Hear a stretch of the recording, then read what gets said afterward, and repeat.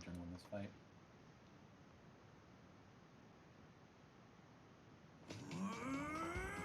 Let's try to move that fuck. What?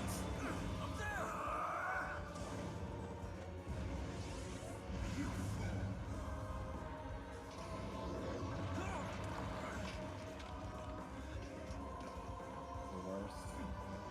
Oh my god, this shit.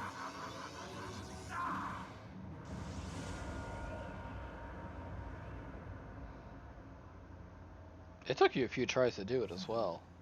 Penance. Yeah, it took a few tries. This is it. But to be fair, one of those tries I got completely cucked. So I got half hour into the penance fight. Oh, I didn't mean to skip that. And the Poxy's second arm regenerated as it was Penance's turn. You judgment.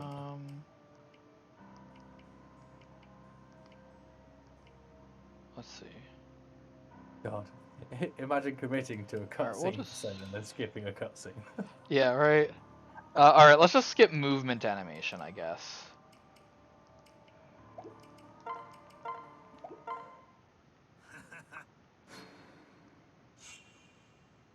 Are you ready?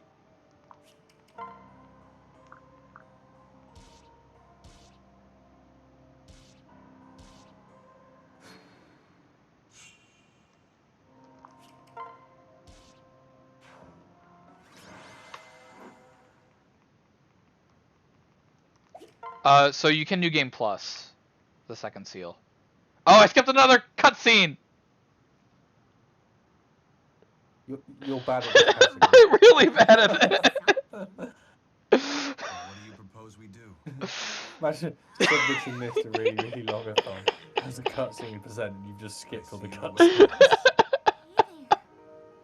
is. There are better places to take a nap than on the ground, you know.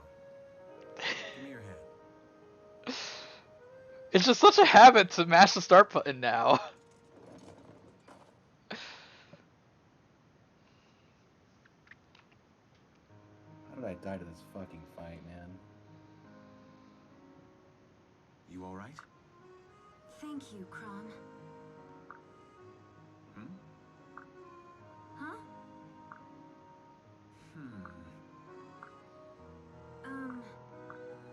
What? What? Explain. Huh? Right. So the way that I'm doing this is I'm waiting until I finish reading it and then I'm hitting A. Okay.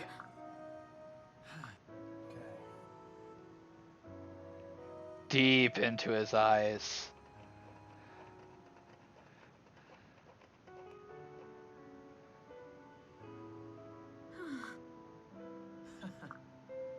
Huh? Ah.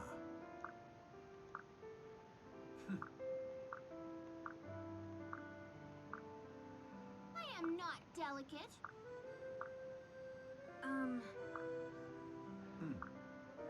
Right.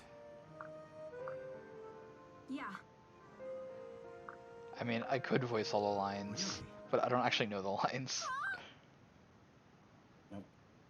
Is it bad that every time I see Crom come up on screen, I imagine someone saying it in Arnold Schwarzenegger's voice?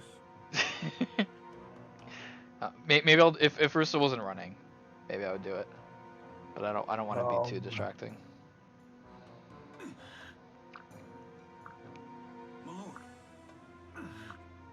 Of course. I can't unsee that every time. Arnold Schwarzenegger's voice. I'm gonna have to watch Conan at some point now.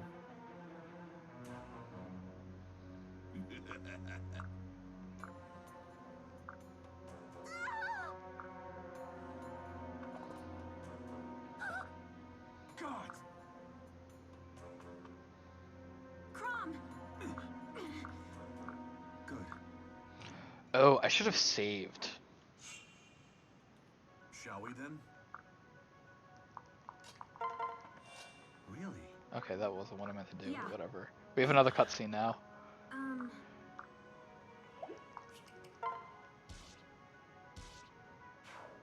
A fairly early tail hammer.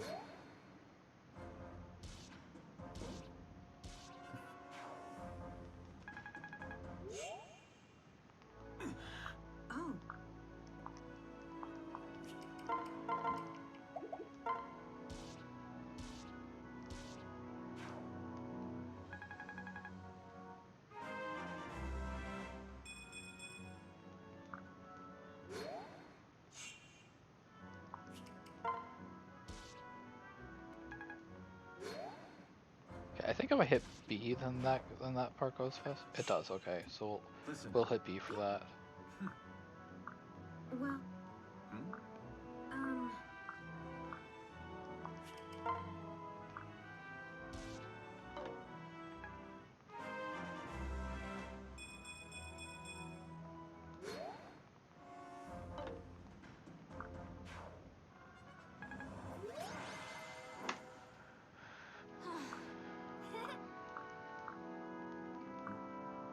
Right.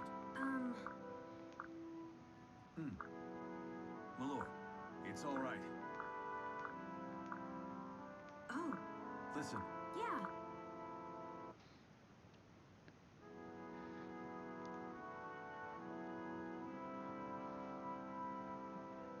There are a lot of cutscenes. Jeez. Huh?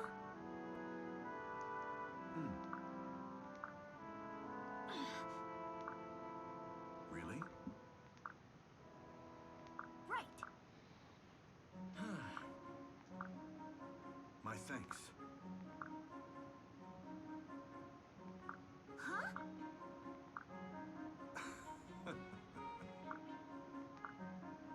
What? Yeah. Yeah.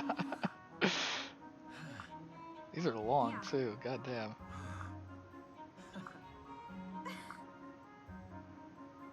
Shall we?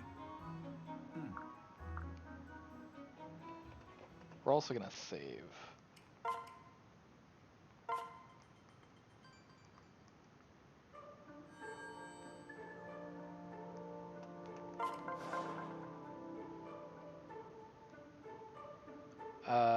I don't know when it was.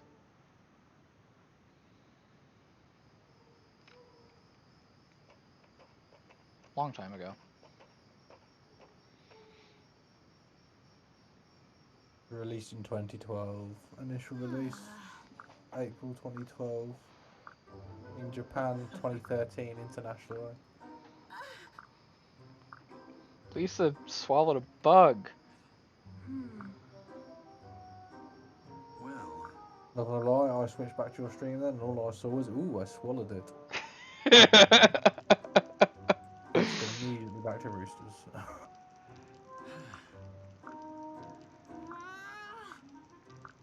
Do you not appreciate a good swallow, SMH?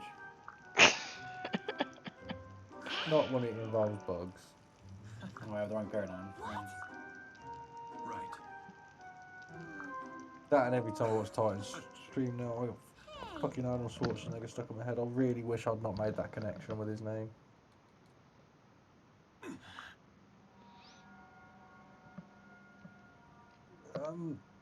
It's nice to see Vanille's doing her job. Forgive me. Huh?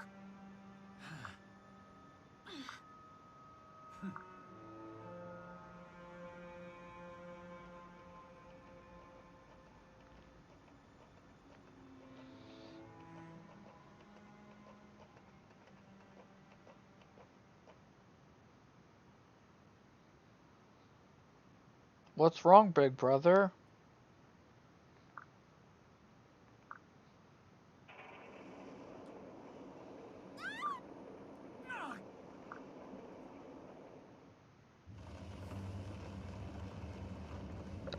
Lisa, run.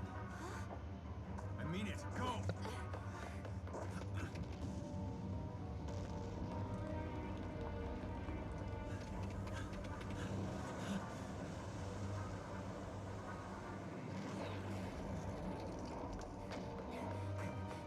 Hey, this way.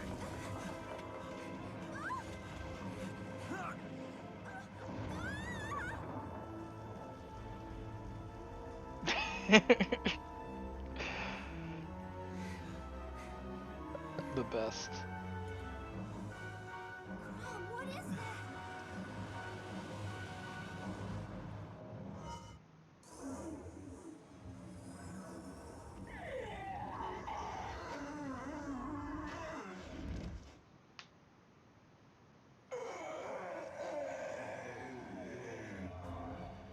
Lisa, you better stand back.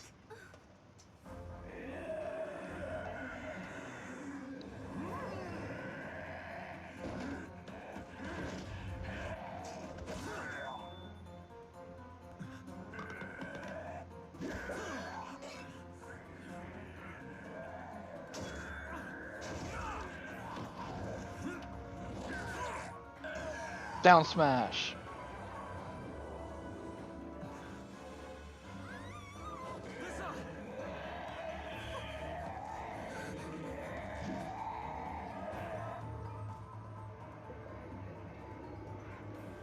Auntie, no!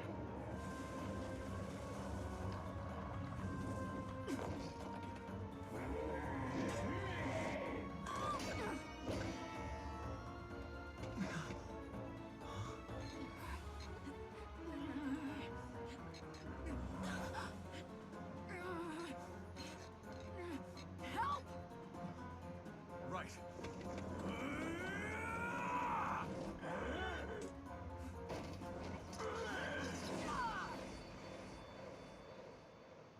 Father and daughter working together.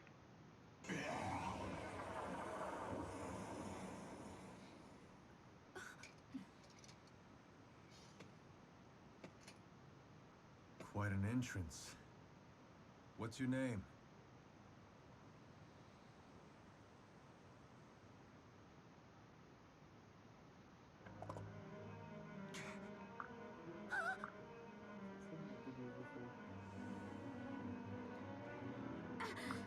No.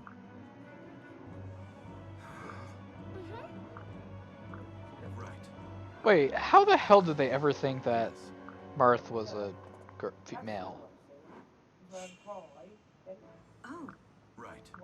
I see.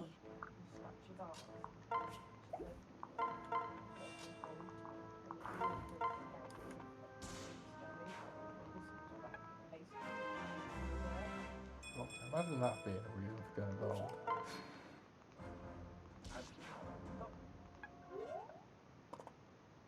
Captain Crom. Heal ye. What? Oh. Wait. I'm. Yes, yes.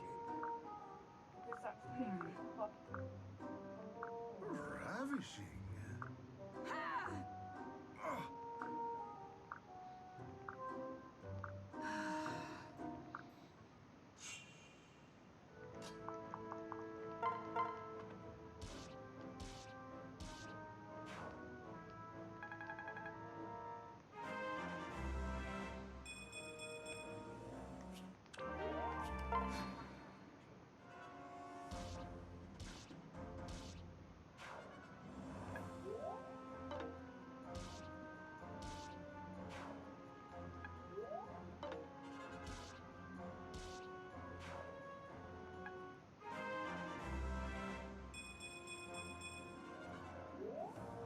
I don't know what to do here.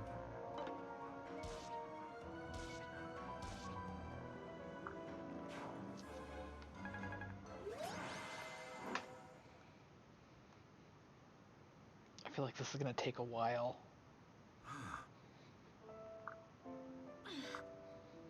Thank you. You may call. Really? No.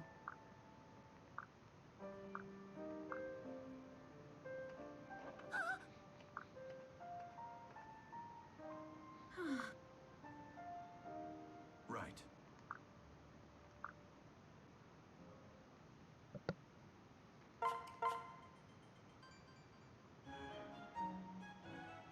Wow. Thunder. Oh. Ah. Huh? Just get double slapped just for, Well. just for the hell of it. Why not? Orphan too if you don't get double slapped. Wow.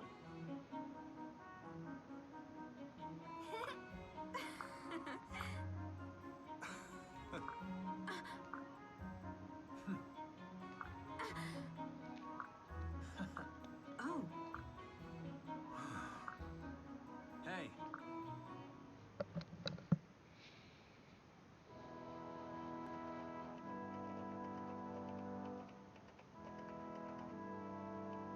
Actually, gonna not world record because I died in that fucking Sanctum Welcome Templar home. fight. Really? Yep, But how much? It's all right. like a minute. Oh my god. Forgive me. No. That sucks. So much. Oh my god, what a freaking joke. GG. This run is so GG. dumb. GG.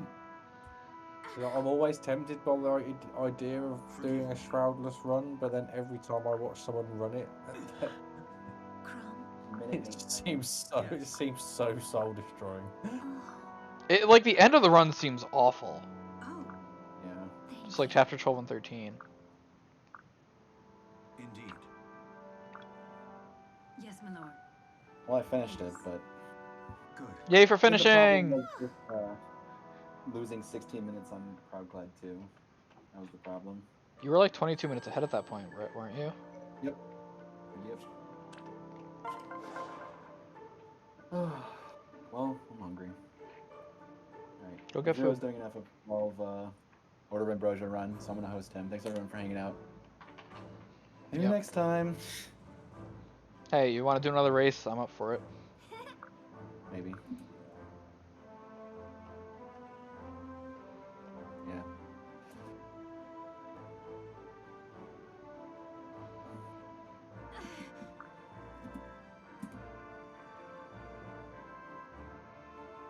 Huh? What? Oh, I forgot I was supposed to not confirm the last input. Rip. Hey!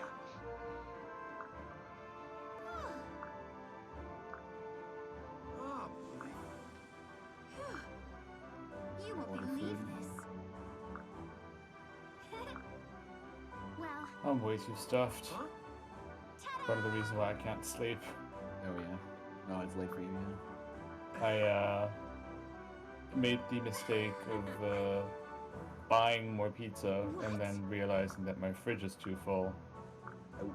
So I What had about to your make freezer? one despite, well, the freezer is just a compartment in my fridge. Oh, okay. And as a result of that, I had to just make a pizza despite the fact that I already had dinner.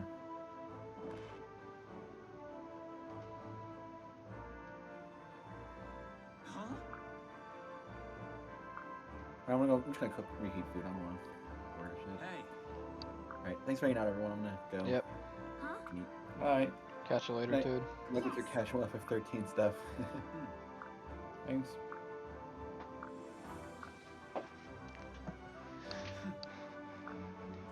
Right.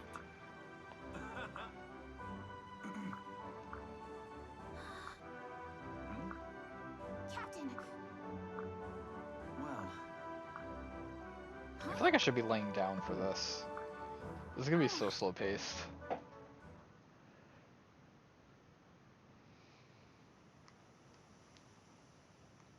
are you ready? What?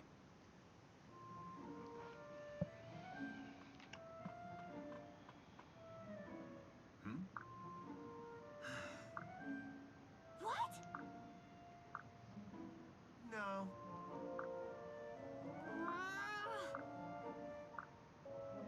Hey. Come on. Hmm.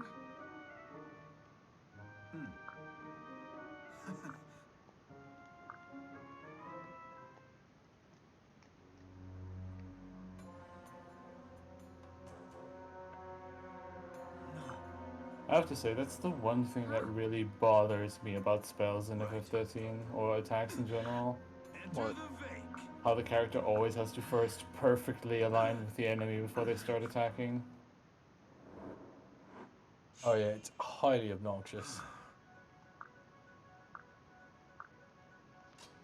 It's just like, I was trying to attack this Brescian base, and it was just like slightly moving backwards slowly, and then lightning was just like very slightly turning towards it all the time, and only once she was perfectly aligned she would start attacking.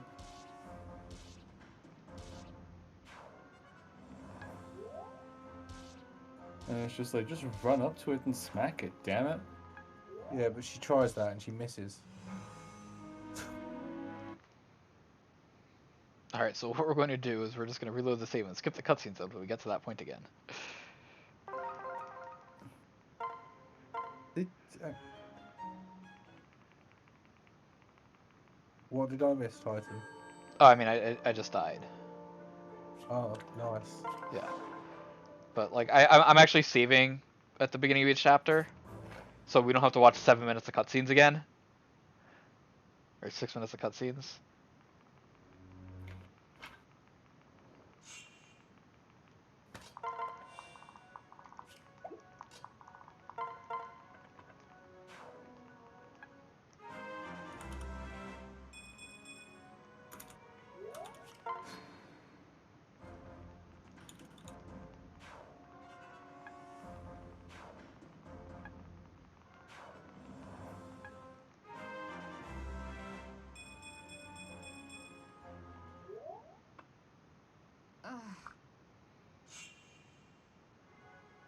Hmm?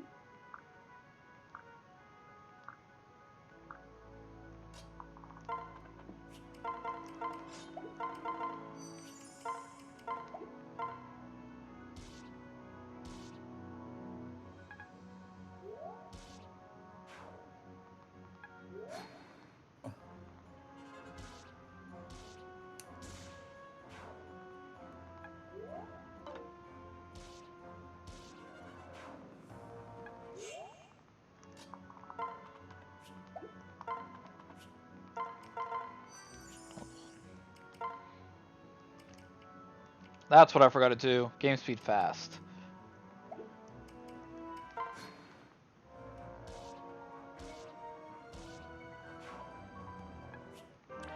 Right.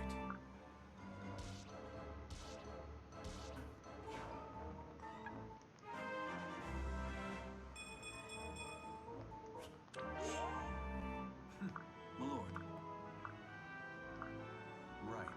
Well. What? Ah.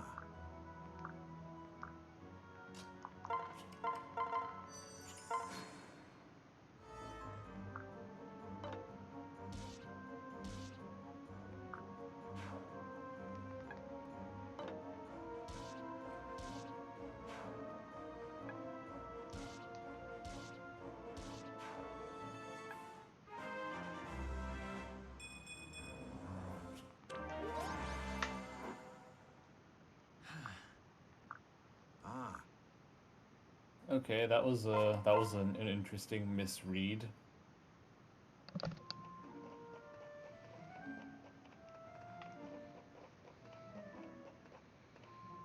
Zero is currently at the split Pharos at Ridorana, Huh? and I read that as Pharos at Rihanna. What?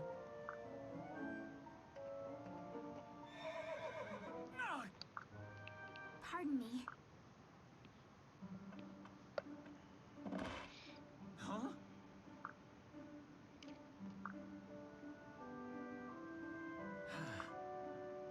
Wait.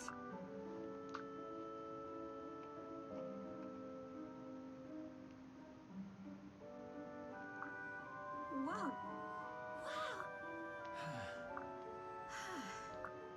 Good. Well, Hmm? no. Thank. Yeah.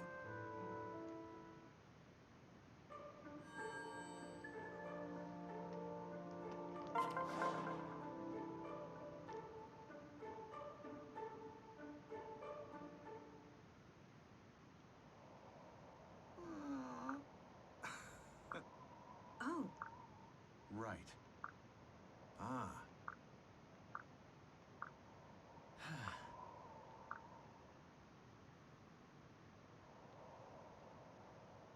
My lord. What? Right. Hmm.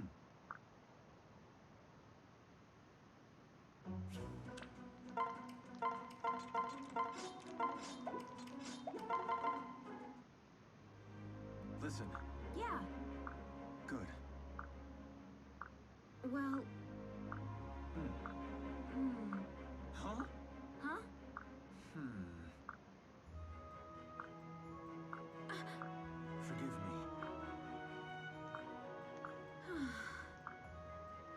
Yes. Huh? Right. What? Crom is not very smooth with the ladies. Voice like Arnold Schwarzenegger, can you blame Who him? goes there? He's like, Robin, wait, you're a girl? Wait. Yeah, What? Right. What?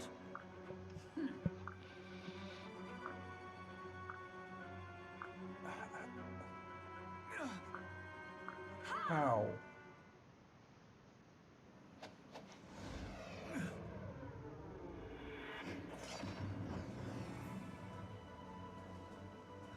Sumia. Better hold on tight, Captain. Could get bumpy.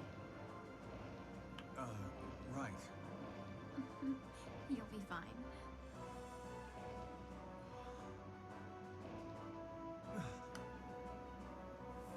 Sumia! Right.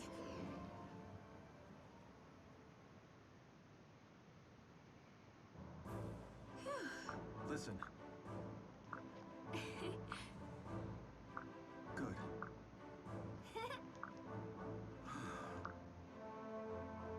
Crom!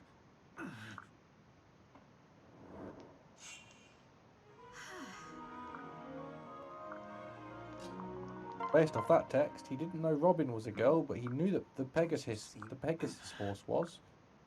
Yeah. What? Also, wait, what exactly was Sumiya doing, like, as part of the Shepherds before she joined, like, she got the Pegasus, right? Well, me. Really? If you say so.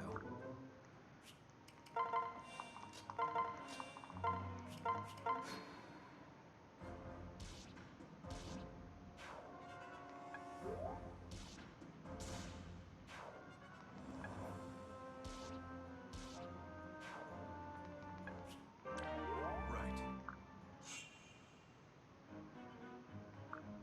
You got a talkie. Really? Are you suggesting we pair up even though we've already done it many times since the first chapter?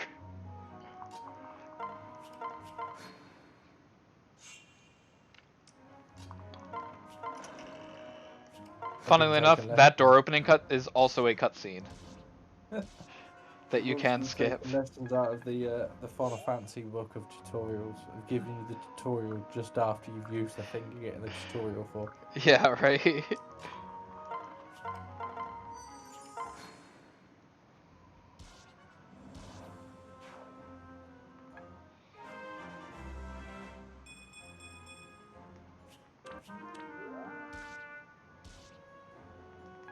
Oh, come on.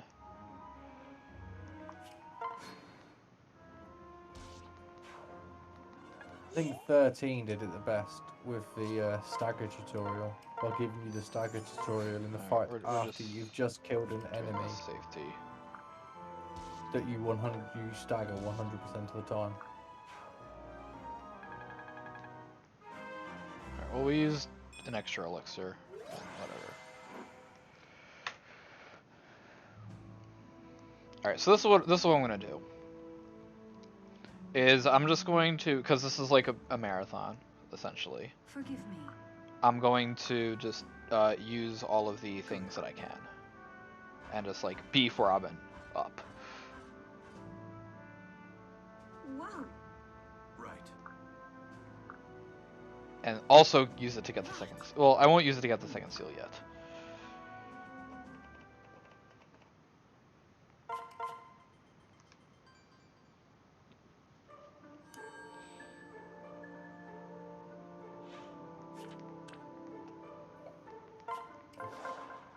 Take your time.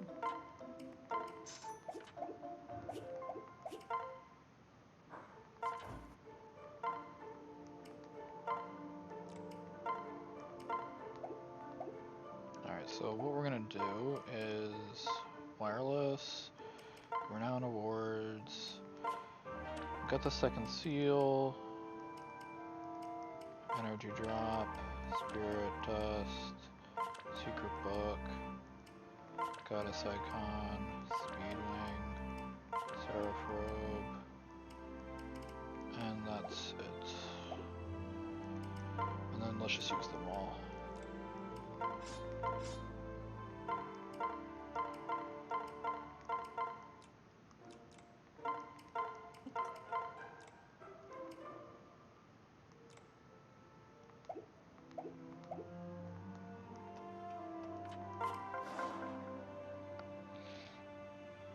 And we already got a second seal, so we're good on that. Forgive me.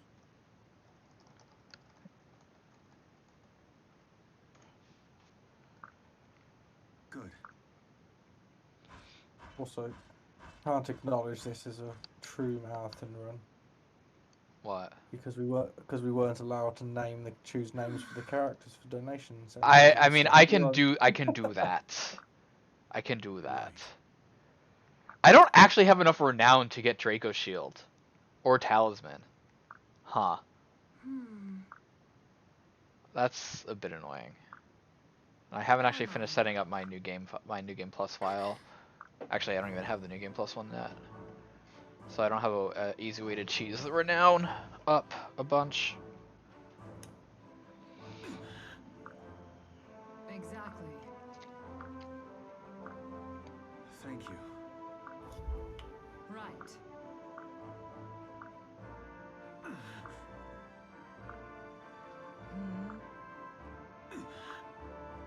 Please.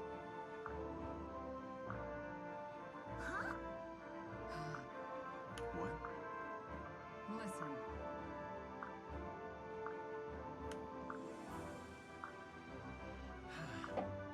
No. Listen. Really?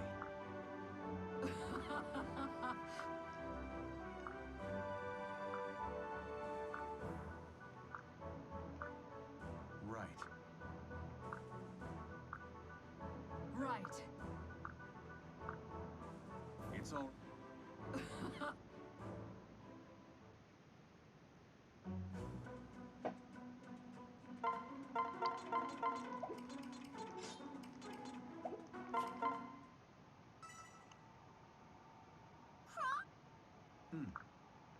Hey. Our swords can speak to us. Rename Crom to Arnie. I can't rename Crom. I can only rename Robin, and you know that. Where'd you get that? There's no way.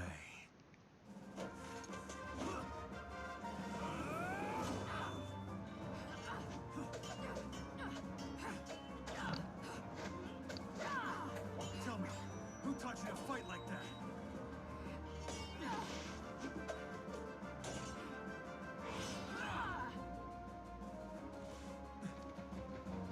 My father. You did, Dad.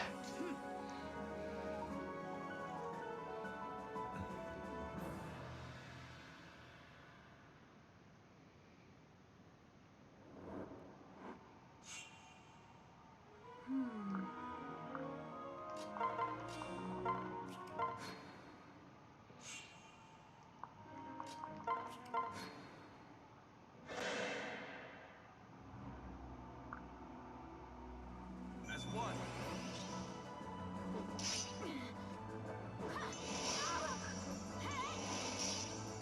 I am bested.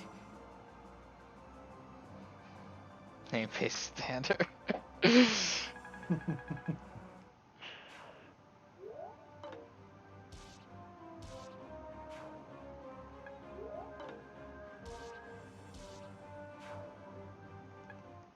On the plus side, I haven't blue screened of death yet. Yay.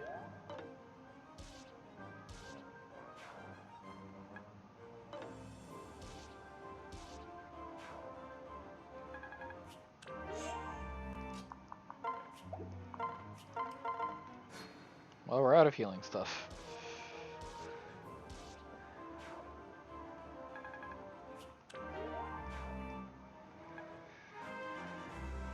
Yeah, I get it.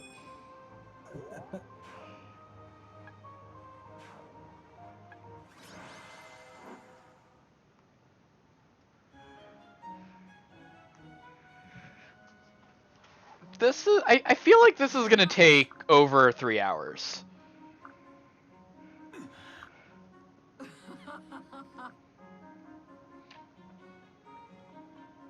I mean, it's going to take a lot longer than just the non-cutscene percent. I mean, yeah.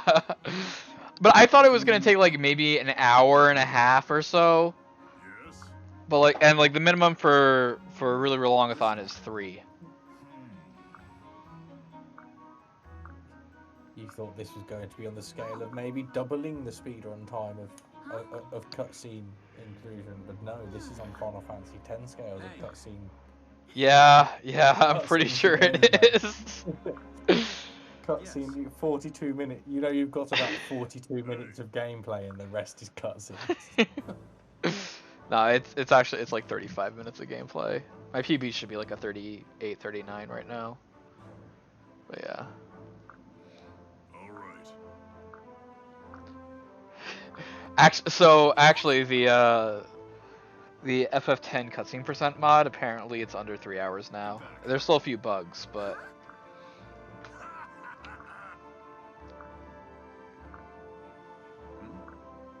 All right. Listen. Right. Good.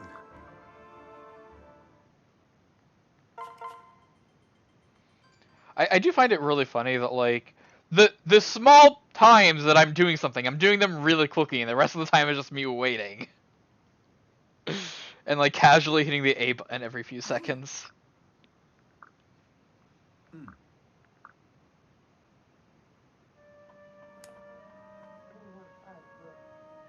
Your Grace. What's happening? Right away.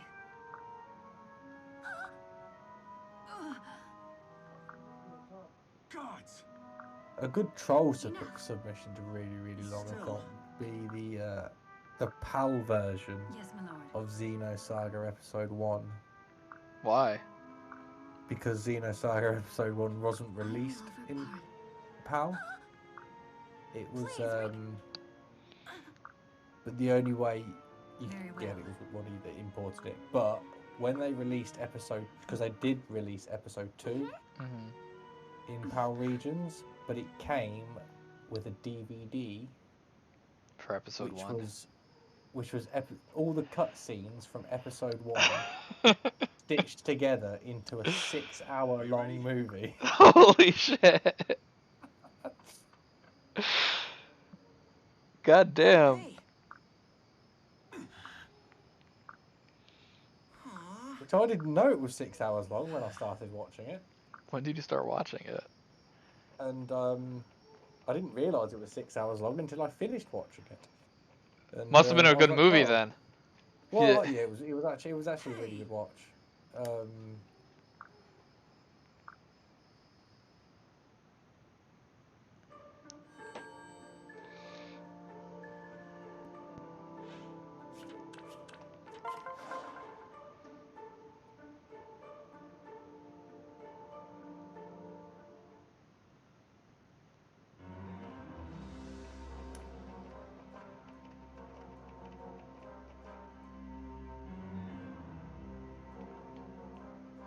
What's this? I beg your God. You make. Huh?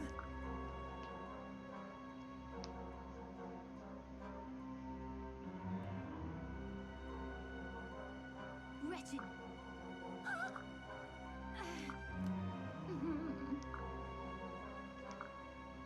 No.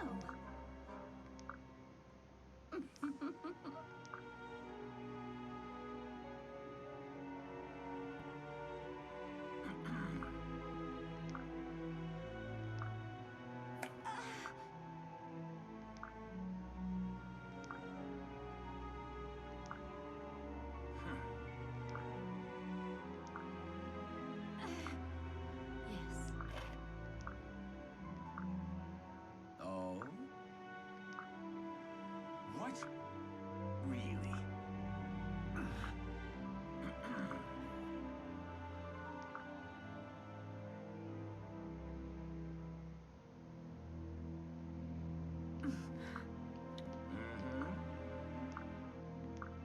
Wanna know what kind of funny? Enough. What? Yeah. I got more shrouds in chapter 3 than in chapter 2. Really? Nice. That's it? Like, I just dodge everything that isn't guarding a chest and fight everything that is. When I play casually.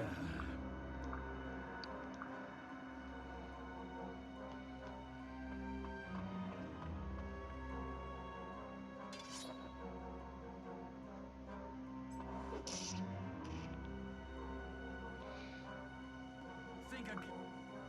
Oh?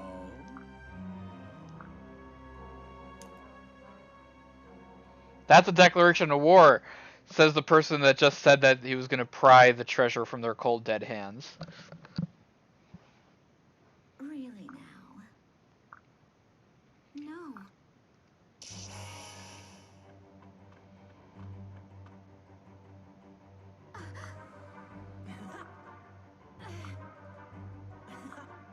Oh, Don't talk. I really thought that he said, "Don't talk down to me, bitch." We fight to... But it's not. He said witch.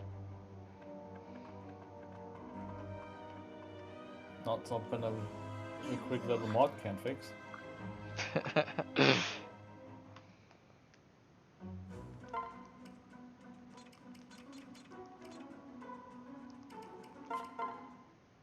Oh, I should have saved. Oh, whatever.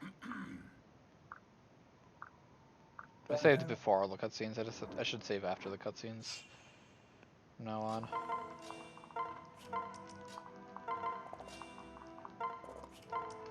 That's one annoyance I always have with games that I've autosave. Because it always seems to autosave before the cutscenes. Then you die to the fight, and then you've got to watch all the cutscenes again before the fight. But just put the autosave after the cutscenes. I can guarantee there isn't a single soul who's ever going to play a game where they're going to watch the cutscenes, want to watch the cutscenes again after dying to the boss fight immediately after the cutscenes.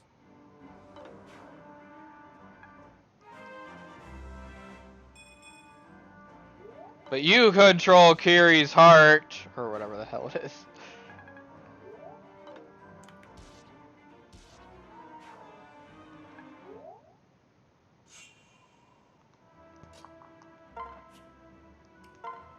Oh, hold on, actually.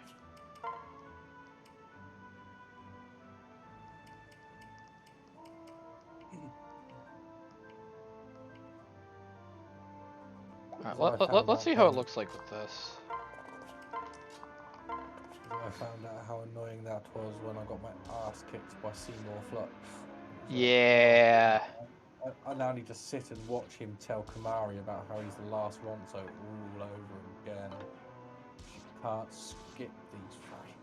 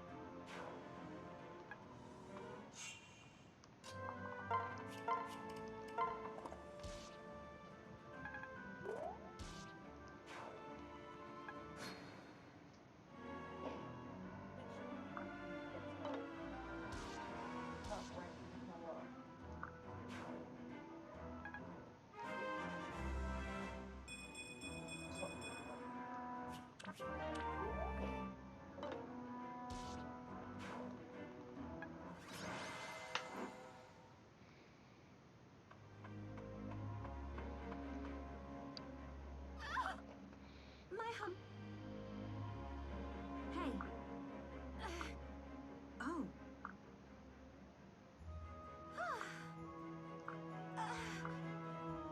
Mycrat.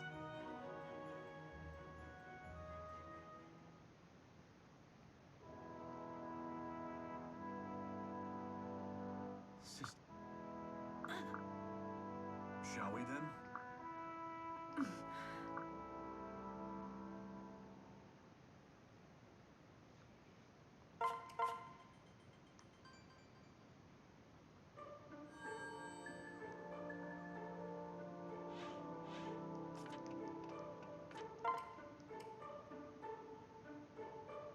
say something.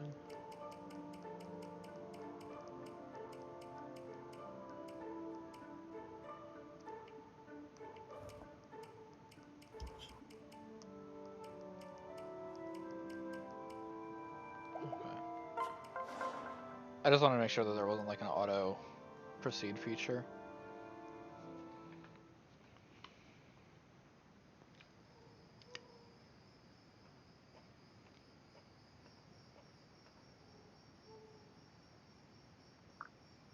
Craw. Listen.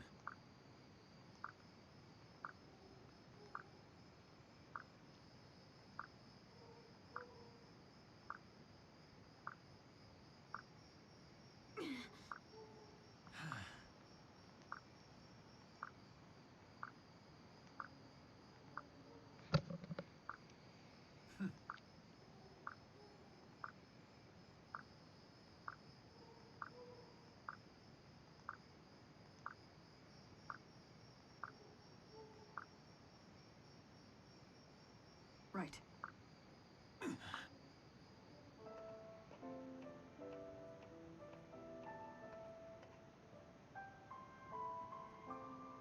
Good evening.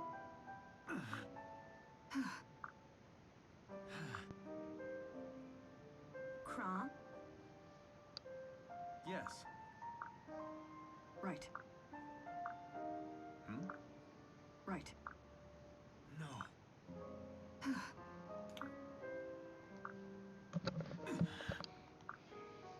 My apologies.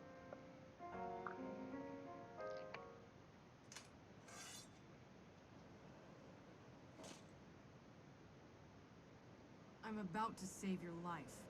From him.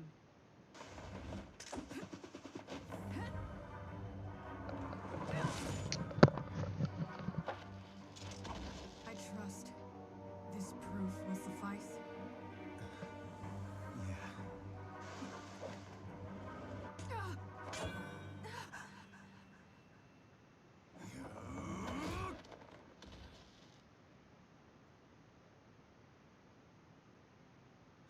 Wait, you're a woman? And quite the actress, too. Honestly, I'm surprised you didn't figure it out until just now. It was very obvious the whole time, honestly.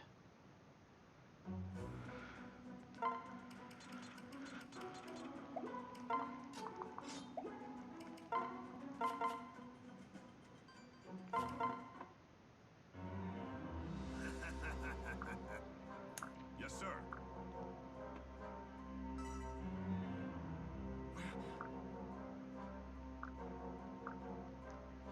Oh yeah, we killed Gaius. We killed all of the people we could recruit. Think I can. Let's go.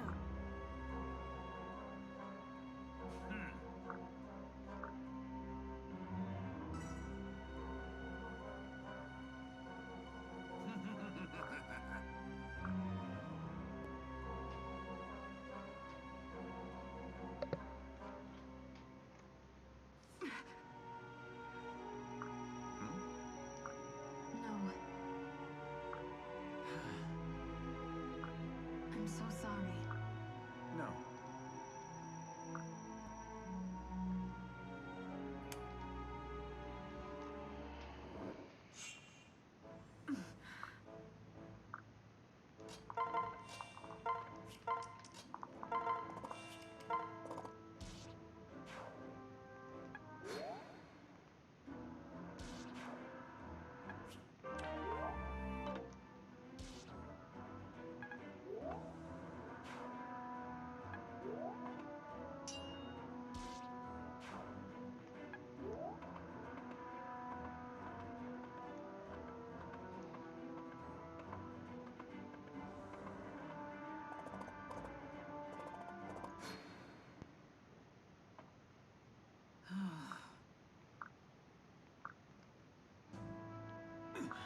No.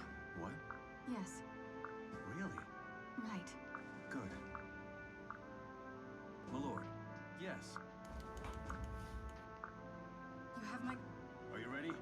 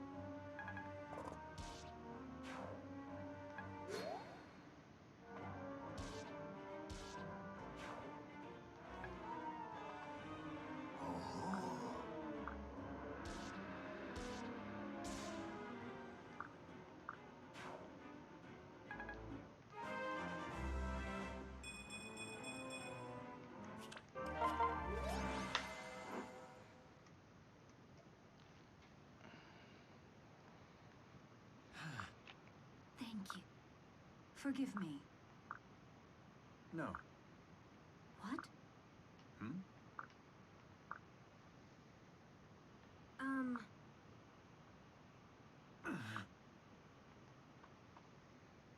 I don't actually feel like making commentary on any of this because it's just not very interesting for me to do that right now.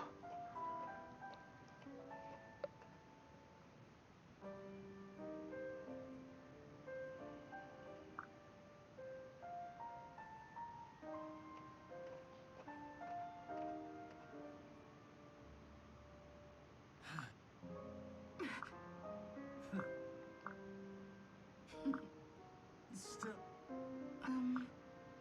Listen. But don't you see? No.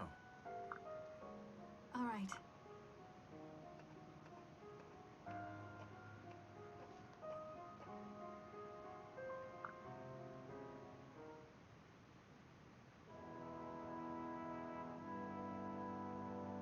Thank you.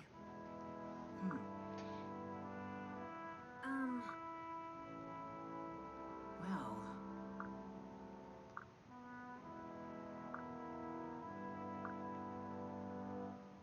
Huh?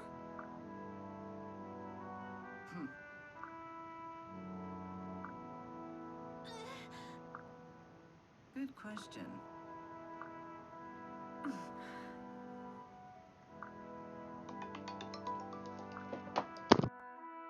I am so sorry. Please.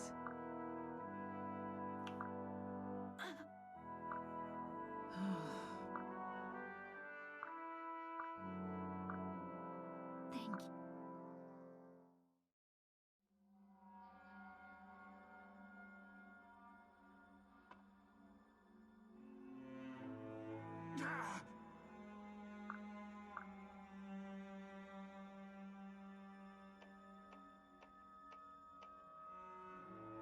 Valid.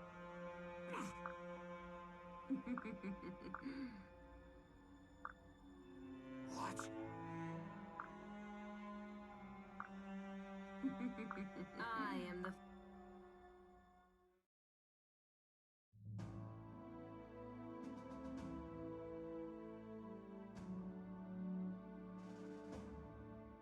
Forgive me.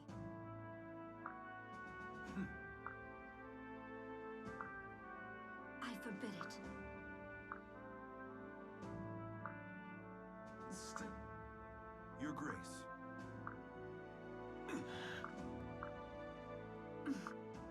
Yes.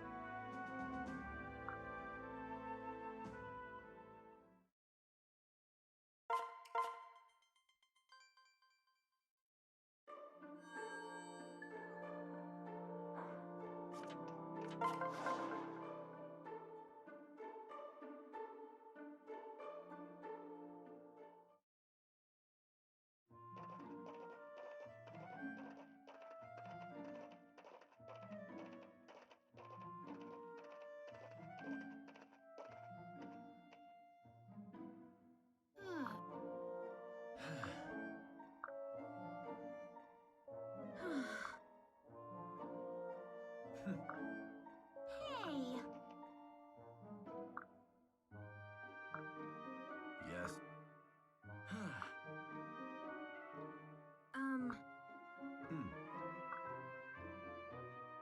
We're a little disappointed that old guy just isn't called Machen. Hey.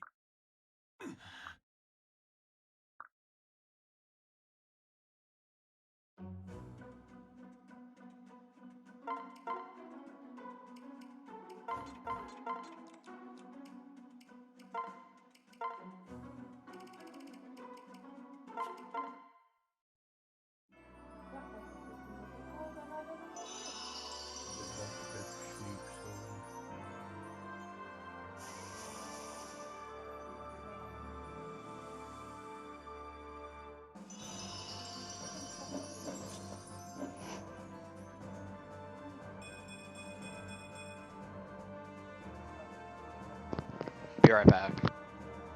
Okay.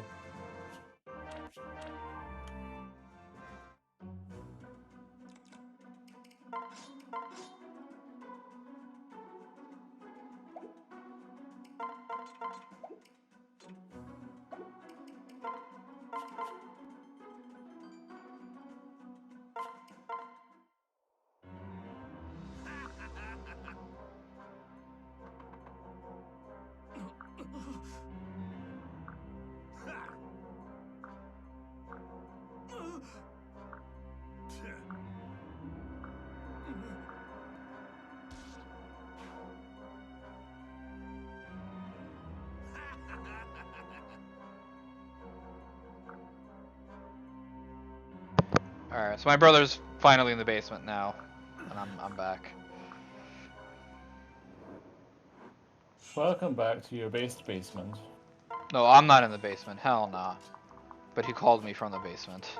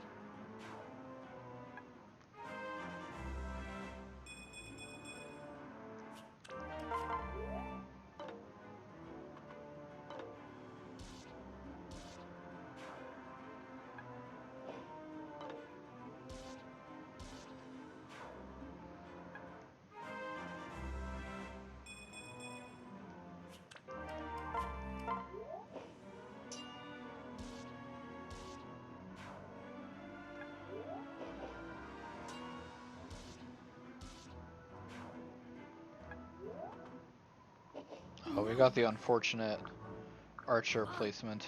Huh? Right.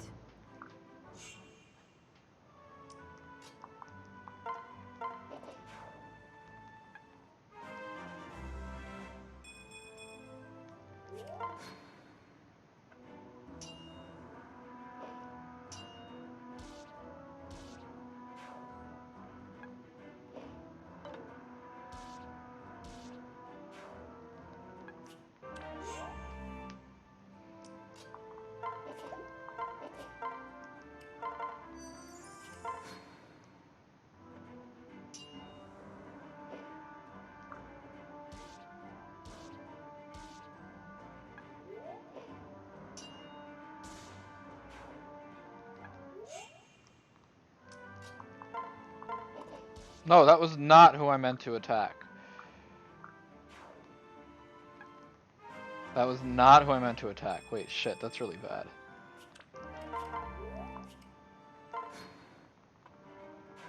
Oh, well, I guess it worked out. Even though that shouldn't have worked out. My lord. What? I have now officially heard knives called everything. No. What? In the town over from me, 15 minutes drive up the road, yesterday, was it yesterday? No, today, 3:10 in the afternoon, a man was arrested in possession of a handgun and a combat knife. Okay. But in the second part of the article, they go, the man was arrested for being in possession of a firearm in a public place and for being in possession of a bladed article. Gods! Bladed article. A bladed article. Okay. What are the limits on something being defined as a bladed article? Yeah, Why? that's a good question. I know, well, in this, You're great. Thank. over here, it's Yes. any blade longer than 2 inches is illegal to carry in a public place. Mm-hmm.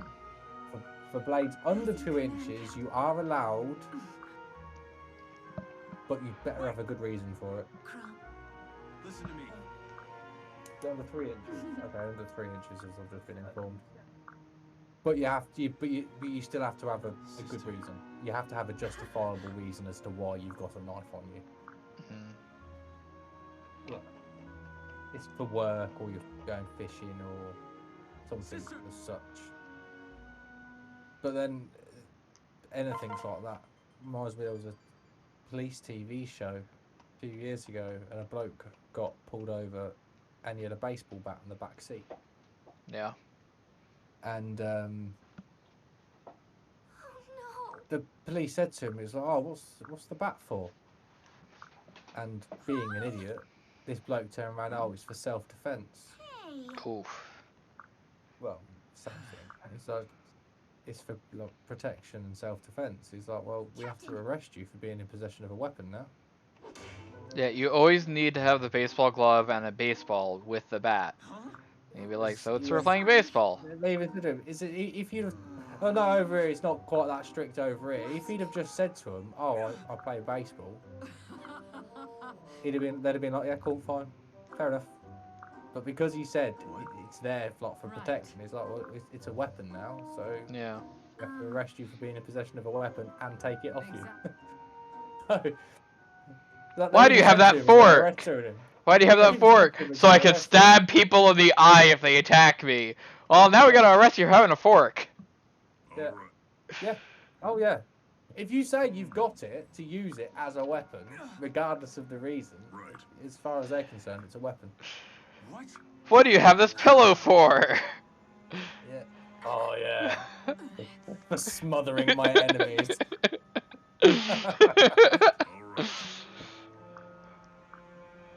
I was gonna make a joke about the car. It's like, why are you driving this car? So I can run over people that annoy me. And it's like, no, wait, hold on a second. That's a legit thing that, like, I would not blame the police for doing anything about. Yeah.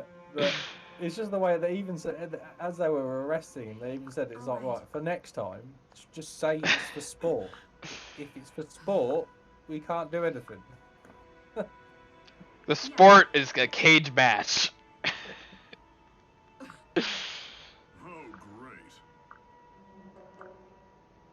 Also, I like how my time chart is just like linearly going up. Apparently, there's just the same amount of cutscene in every single chapter. Yeah, as I say, that's a pretty smooth incline. Yeah, like, extremely consistent. At this rate, this run's gonna be 4 hours long.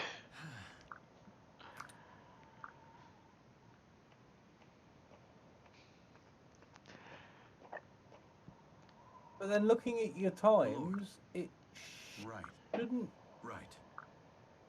be that linear. Oh, some of the chapters are longer than others.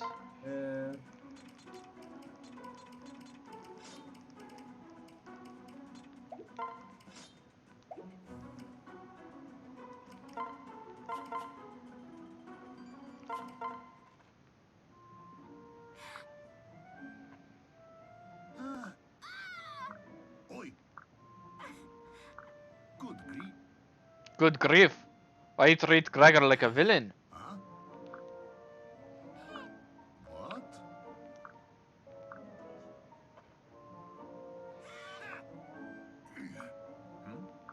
Nonsense. Well, for me, for example, in between chapter 1 and chapter 3, it's like you went into chapter 2, 8 minutes and 4 seconds. Well, you lost 8 minutes and 4 seconds to cutscenes between chapters 1 and 2. But then you only lost 5 minutes, but then that's 5 minutes in a 6-minute chapter, which is fucking hilarious. Yeah.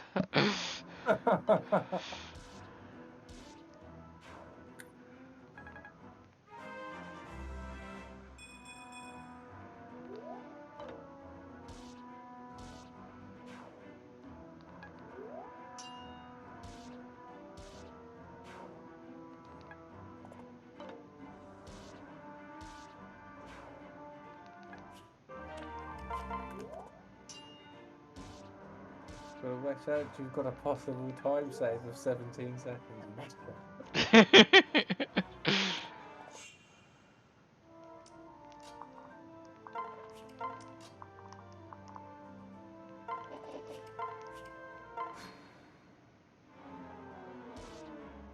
Should have started a 13-2 run at the start of this and be like, who finishes first? Definitely you. I'm pretty sure at this point. I'm pretty sure it's you. Whoa. There are cutscenes that like I didn't even know were here. Honestly.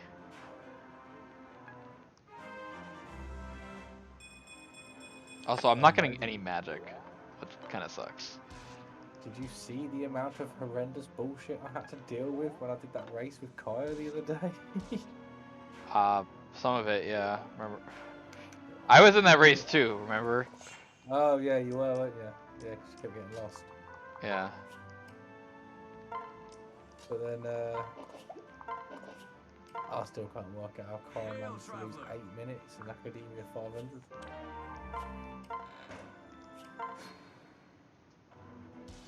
So I'm also like I am doing like slow stuff. So like I'm not skipping anything, like even enemy combats and stuff, and like everything's moving. Because like it is really long-a-thon. But also, this is a tad longer than I was expecting it to be.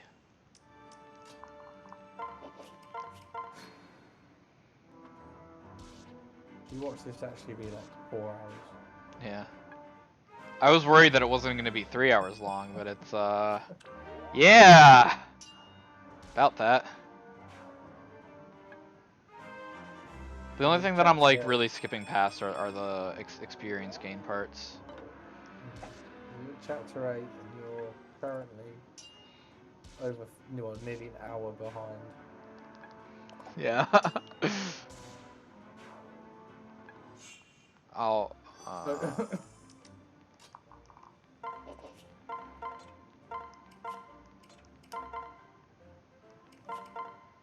I mean, like, I'm doing all the menuing and stuff that I need to be doing, like, quickly. But also, what the fuck? It's the fact that you're meant to be 15 minutes into the speedrun by now.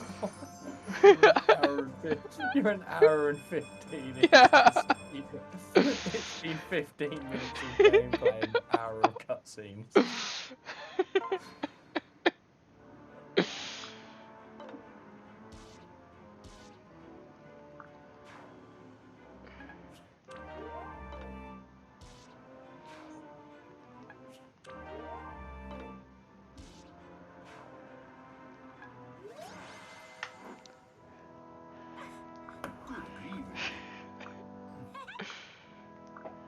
What? Listen.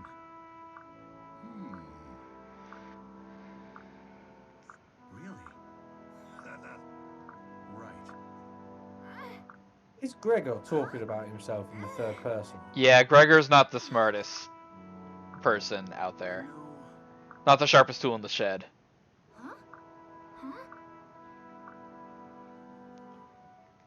Like, Gregor always speaks in the third person. He's got a heart of gold, but he's an idiot. Noe is 1,000 years old. No, really, ignore her body structure. She's definitely over 1,000. I'm sure she's just said that she's over 1,000, and she also in the same sentence used the word wrinkles. Yeah.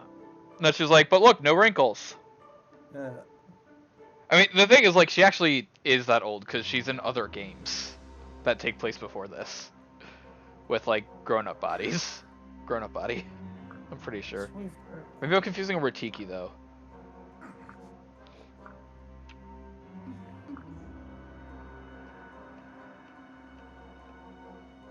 Okay, so this is actually something that like confuses me with games like this or whatever. Everyone has their own style, and they take the effort to get dressed up in it every day. It's like, A, how did they come up with that style? B, some of these are like really complicated. How exactly do they put it on every day, like without messing anything up? Like not only this game, like in like anime and other video games and all this sort of stuff, right? Like, you know what I mean? Yeah. It's like, why did you dress up today? Yeah. How did you even get clothes like this in the first place? Yeah. That's unique from everybody else.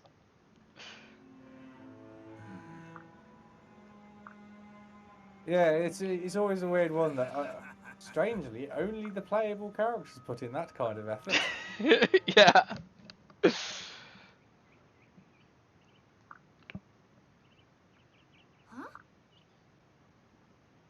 Oh.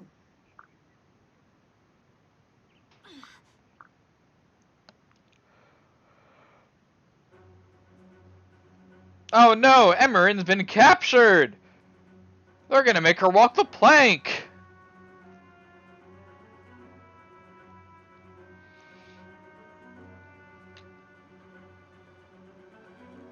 One of the dumbest ones was always, I say dumb, it was one of the coolest as well, but one of the dumbest ones was always Oren, with his lazy arm.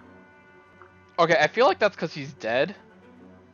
Yeah, I mean, that's even less of an excuse. just use your sleeve. Let's go. What is there for? Who threw that axe?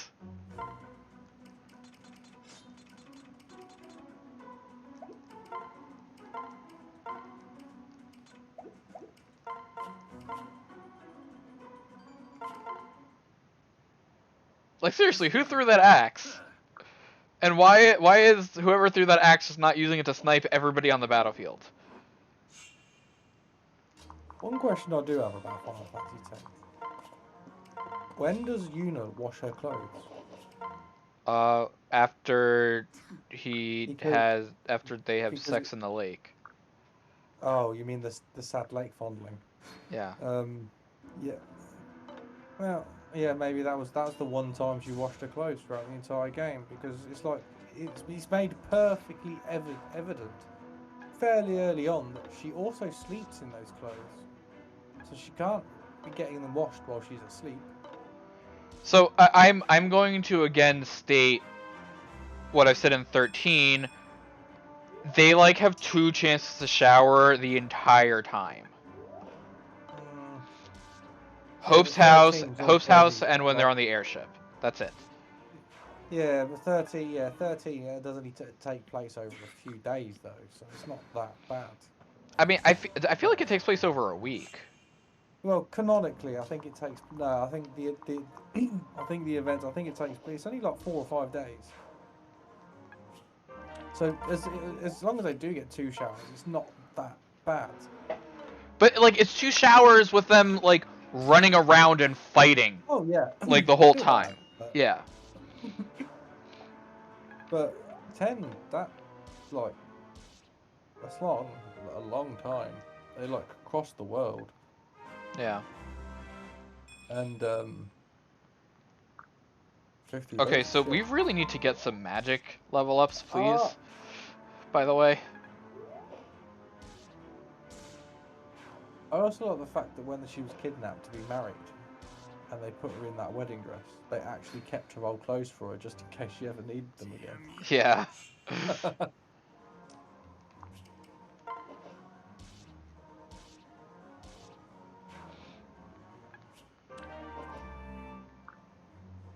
And the fact they took a leaf out of Dr. Evil's book of execution styles by putting them in an inescapable maze that had an exit that they needed to guard just in case. Right. Yeah. You're great. Right. And here's where Emeren dies.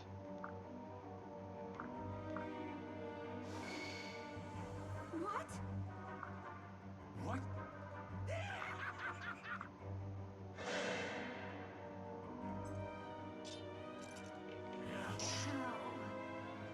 Oh wait, Phyla dies too. I didn't know that. Amazing the things you learn about a game. Yeah. You watch the cutscene. Do you know how long it's been since I've watched the cutscenes for this? It's been like 5 years at least. Gods, Thanks, Rusta. so close. I'm doing cutscene percent, I will not. right? So this is for to see how long it is to submit to a really long time, maybe. It's very long. We've had about 60 minutes of gameplay and we're an hour 20 in. Still. Yeah, I already like use New Game Plus stuff. Yeah. Oh. Gods. Hina. Sister.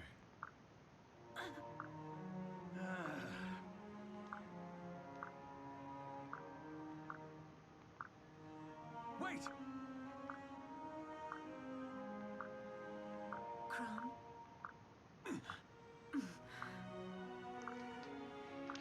We kill Tharja though. Like that actually kind of upsets me. Like I like Tharja. You know, yandere that she is.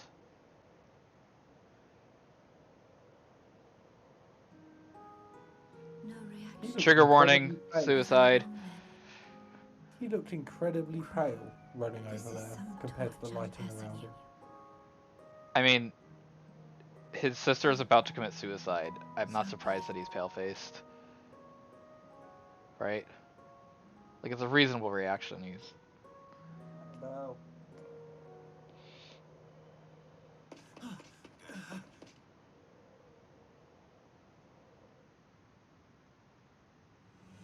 Crumb. Lissa. And all my people know that I loved you.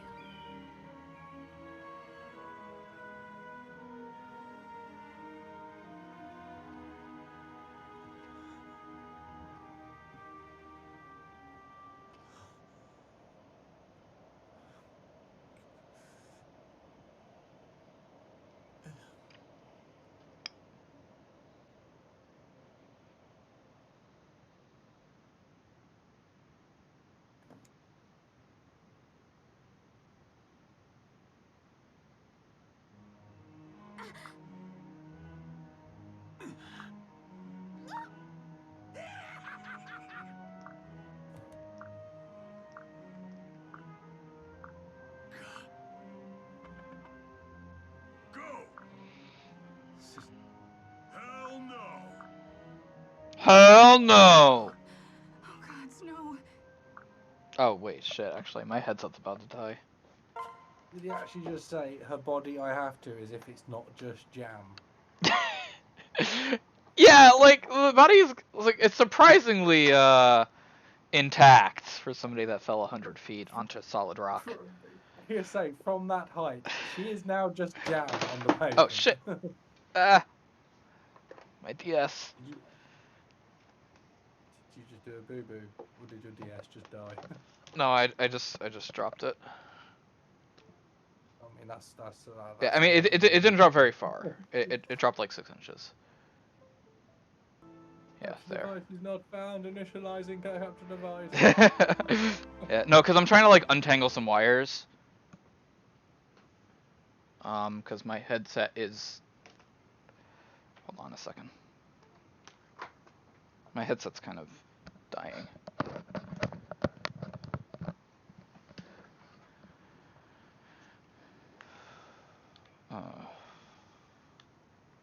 Plug back in, damn it.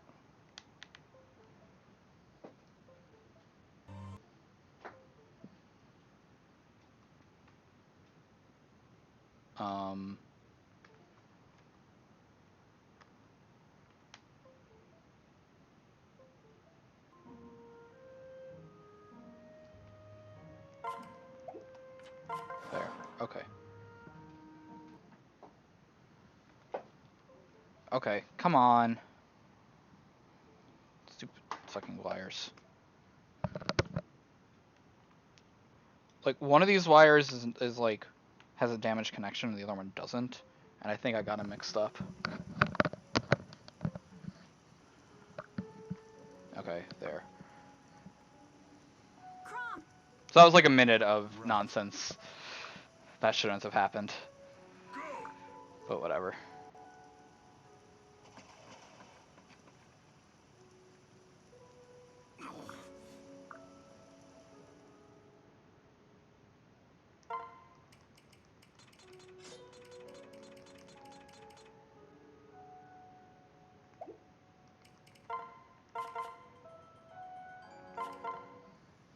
Hold there.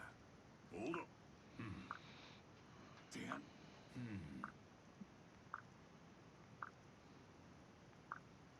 What?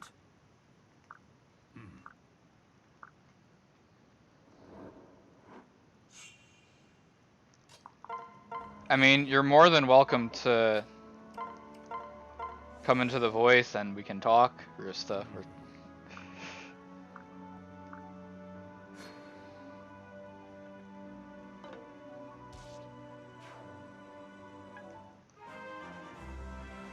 Oh, sure.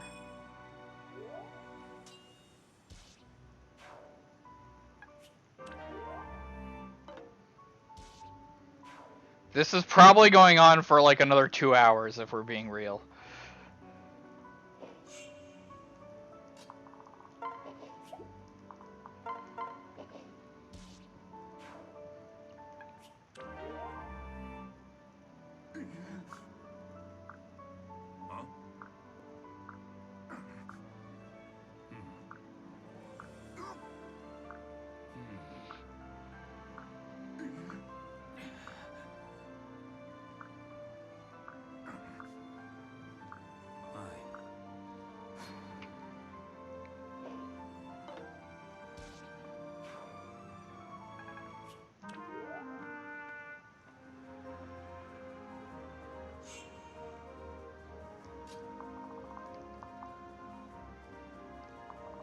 One, two, three, 4, 5. I was right.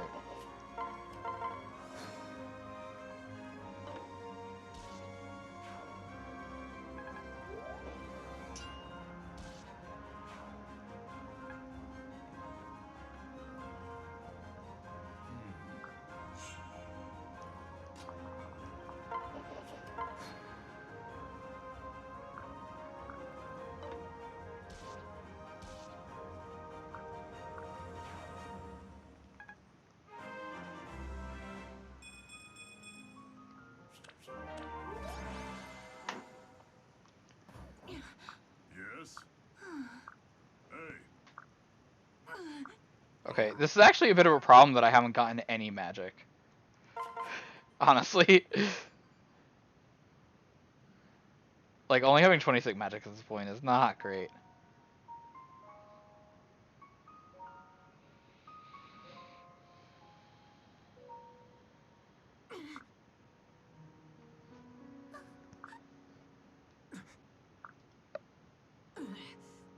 Hold on.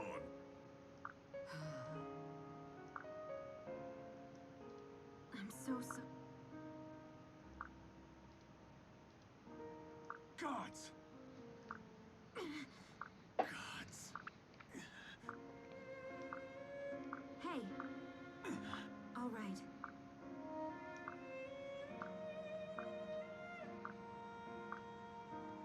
Still. Yeah. Hang in there. Don't fall. What a pair we make. Right.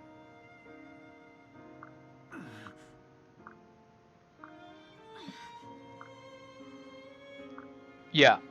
Yeah. You can Need a hand? Gotcha. stand. It will. Don't forget me. Forget who? Gregory's on job. Allow me.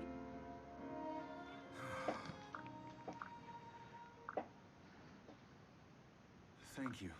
I will not falter again. Oh, great.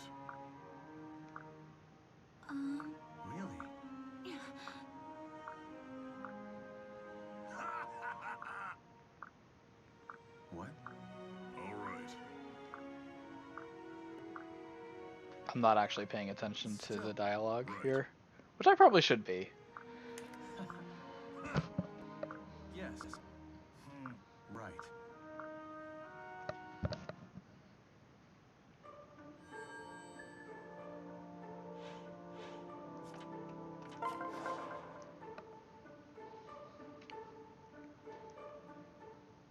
Too new.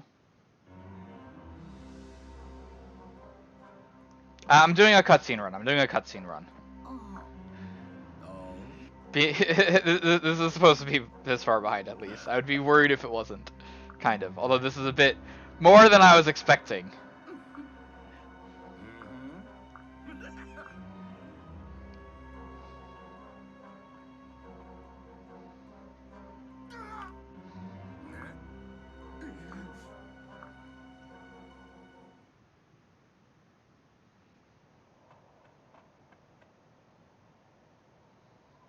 My lord. What? Right. Yeah, right. Ah.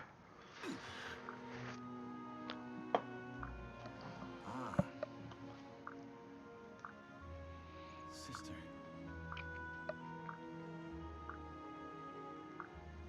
Right.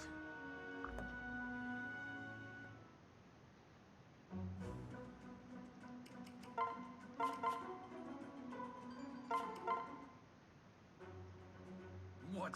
Think again?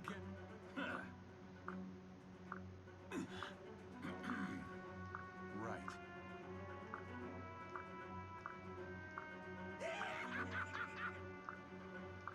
Wrong.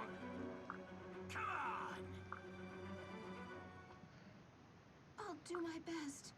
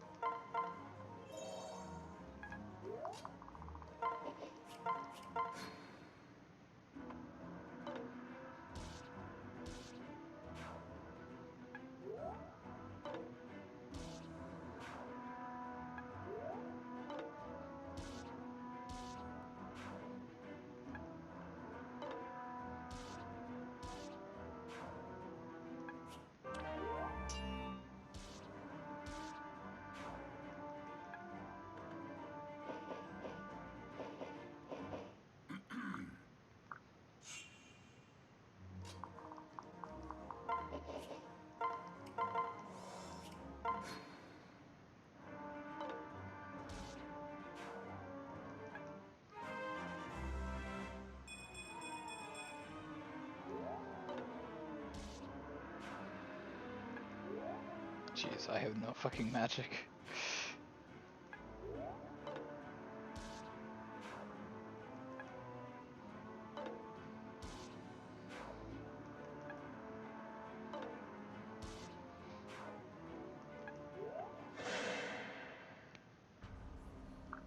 I mean, it shouldn't, also because I've been saving every single time, every single chapter, so shouldn't really ever die. To hell with all of it.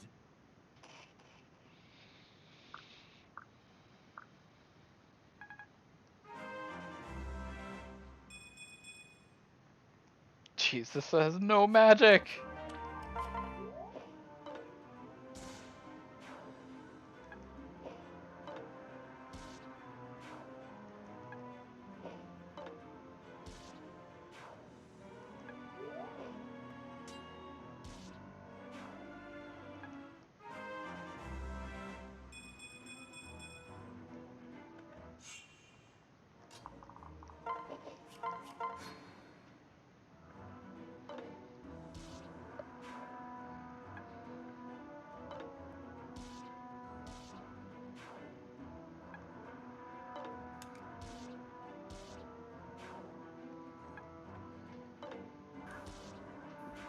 Yeah. I know which clip it is without even looking.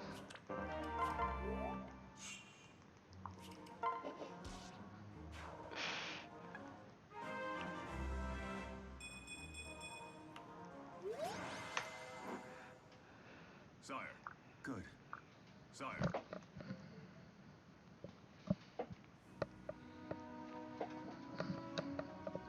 Yeah, there's like 5 minutes of cutscenes at like every chapter. About.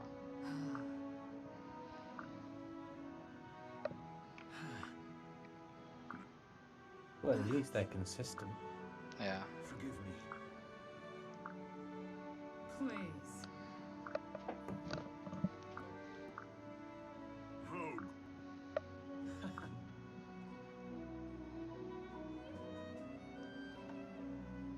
Listen, Kron? forgive me.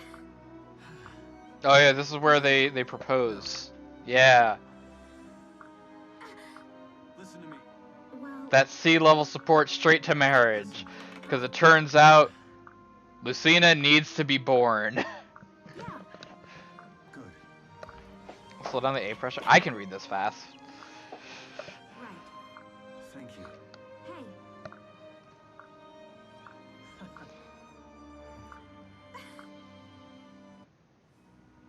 Actually, when I first did it casually, it was Sully who was the queen. Mostly because Robin was a guy, and Robin ended up with Lisa.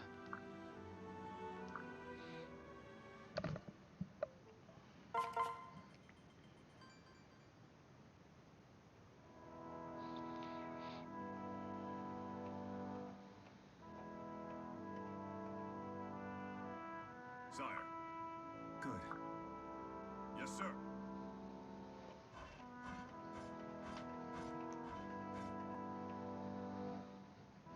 Your Grace.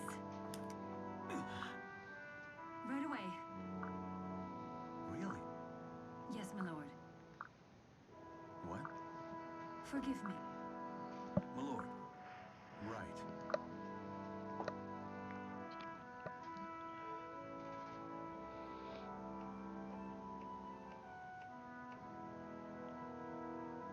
Kron. Forgive me.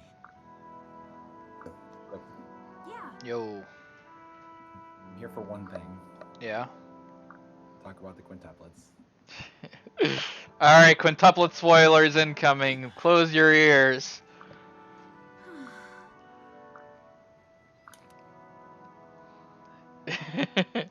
Still. Yeah, so what's up?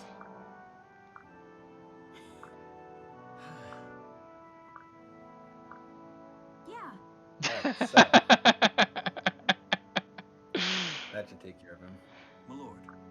Okay, so the way I see it Whoa. is, Yeah. okay, you know, I can speak without spoiling at least for a little bit.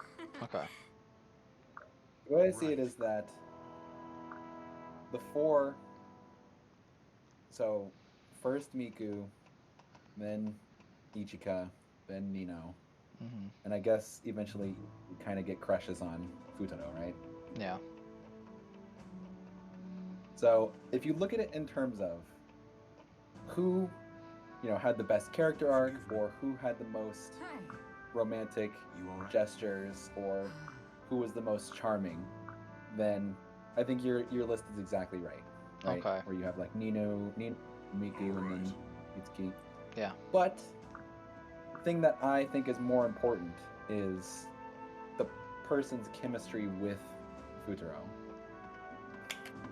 And I do think Yotsuba has the best chemistry with him. Like, he's the only one that he can that he can hang out, or she's the only one that he can hang out, and just like it's not a thing. Like, there's always like awkward stuff, and Miku can't. But talk. like, is it not a thing because, like, Listen. he, Well. like, because of mutual affection, or is it not a thing because Yotsuba thinks that she has negative chance?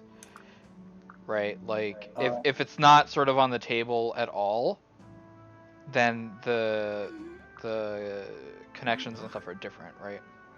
I don't think you can think of it like that, because I don't think Yotsuba cares. She's just doing herself. Like, maybe it'd be weird at first once she realizes the possibility. But, like, the fact that they can hang out like it's nothing, I think is important. And that's why I liked her from the start, because she was never antagonistic, and she's always just like, let's hang out. Okay, cool. Or like when he has a problem, he goes to her for help to figure out about what to do. If I may. And in terms of character arc, all of her stuff happens off screen, and so it's not very satisfying. Like you're off. Yeah, which is what I said before. Like. Yeah, right. And so in terms of character arc and in terms of romantic gestures, obviously she barely does anything. But like, I just think that it's the most reasonable to expect them to have a positive relationship in the future. But the thing I was gonna say is that I've been Miku and like having a crush on someone and being like, oh my gosh, I'm just gonna make them notice me by blah blah blah, and it sucks. And so I sympathize with her highly. See, I've been Miku wishing I could be as courageous as Nino. So I really highly respect. That's why I respect Nino's confession, because I'm like, man, I wish I could do that.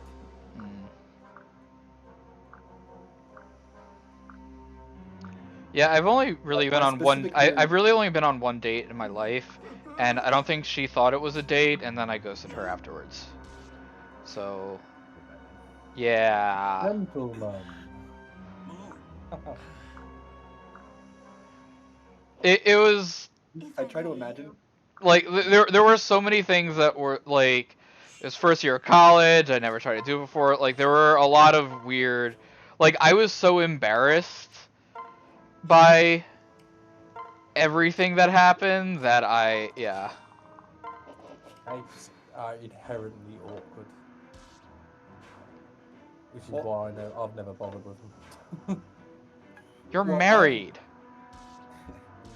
Yeah, I've still never been on a date. Yeah, I was gonna say I've been on very few dates also, and that's why I said I've dated Yotsuba, just because like I was just like, there was a girl I was friends with in high school. We hung out a lot and like did homework together and stuff. And then like prom came around. It's like, hey, you wanna go to prom? It's like, yeah. And then we had a really good relationship for like years. And it's just like, being friends first makes it way easier to have a good relationship than like, you know, you're passionate. Oh, this person's hot. Let's go on a date. And then like I just imagine that the three main girls it would start good, and then they would just like, the relationship wouldn't last. And that's why I put Yotsuba first, because I feel like she is the person he could actually have a marriage with. Maybe also Itsuki, just because she is a lot. Well, so my other thing I was gonna say is that my theory for why the four of them have crushes on him is basically like, he's basically a father figure, and that's for Nino. He's basically what Itsuki wants to be. Miku is the first because he was a chance for her to distinguish herself from her sisters, which is like her whole thing. It's just like, yeah, equal, and then it's like not equal, fair. And then Ichika, I'm not 100% sure what her reason for having a crush is, besides possibly, if she's the adult figure of the group, then maybe she just wants to date an adulter figure. Like, so I always figured that it was like a normalcy thing. Yeah, I guess. Right? Because like a lot of people around her were treating her different. And also like weren't really like saying that she can do it, or something like it was one of two extremes. Like either she can't do it, or like we're treating her differently because she should do it. And Futaro was just kind of like, you can do it, but I'm also not going to treat you differently because of it. Yeah, that's fair. Right? Like that's what I figured.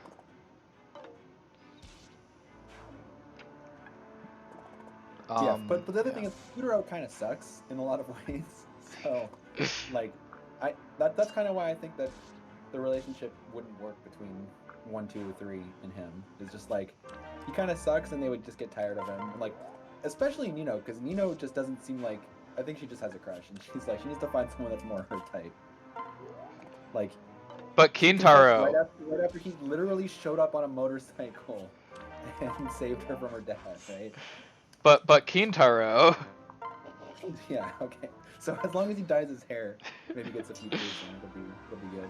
Also, I might run out of charges here, which means I'd have to redo this chapter. So that's what I mean about Futaro sucks. Nino is best girl. However, because Futaro sucks, he deserves someone that's more on his level, and I think that's Yotsuba. And so that's why I like her the most in terms of, that's why I put her number 1. Yeah, but then like Nino's heart gets broken, and that sucks. Yeah, very true. I guess the bride was revealed in the chapter where she had her heart broken, and she's like crying, and you're just like, well, fuck this. Yeah. And then you read the weird doujin where she wins. Hey, that doujin is great. Ongoing. Oh wait, that doujin. There's a mini actually, come to The other thing is that like it doesn't the story doesn't actually make sense in terms of like intelligence versus studying and like Int can't versus go from Wiz. literally get your questions right to Itsuki being a teacher, like that kind of thing just doesn't make sense. And So- Miku can't bake, you know, she wants to be a chef. Oh, Yeah, right. But the other thing is like if you call Yotsuba the dumbest Quint, like I don't think it makes sense because all of her dumbest moments, you either see it as she is too dumb to function as a human being, or she's going to stop replicating Joe. Right? If you don't if you don't have a sixth sister, or that someone who looks like you is not your doppelganger to kill you, then I'm sorry, you are too dumb to function. But you see, the fact that you're laughing at these jokes is why I like Yotsuba. She's funny. Right. It's really bad because I was trying to like take a sip of water while you started saying that.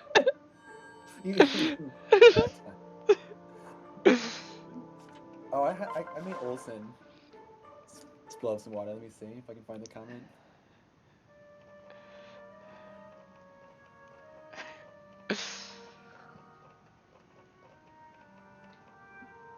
Oh, I was just telling him about how Bake Monogatari. Yeah. I mean, you know, Mono is monster, Monogatari is story, Yeah. and like you can put it in English and make it Mon story. And I was just like very excited as I was typing that out. He's just like, your excitement was infectious, and I spilled water. Yeah. All right, I have said my piece. I'm gonna go back and watch Horimiya, and Alright. Later. if we can find time, maybe like if you're doing freeze this weekend, we can watch some Hyoka. Yeah, I'm down. We'll see. I'll be I'm around. down. yeah. Alright, catch you Good later, luck on dude. your- Oh, I mean, I'm not, like, there's no more luck with this run. It's just, like, getting through it. You don't need luck. Well, I already knew Game Plus stuff, so I got past, like, the bad RNG, and I'm doing saves and stuff, so, like, What? it's just a matter of, like, getting through it and getting through all the cutscenes, and holy shit, there's a lot of them. Well, I mean, 22 minutes of gameplay in, and we're an hour and 50 minutes into the run. Yeah. So you have to. You're reading all this, right? If it doesn't. Yeah, I am. That's how I'm hitting A. Is I'm reading the text, and when I'm done reading it, I hit A. Oh, okay.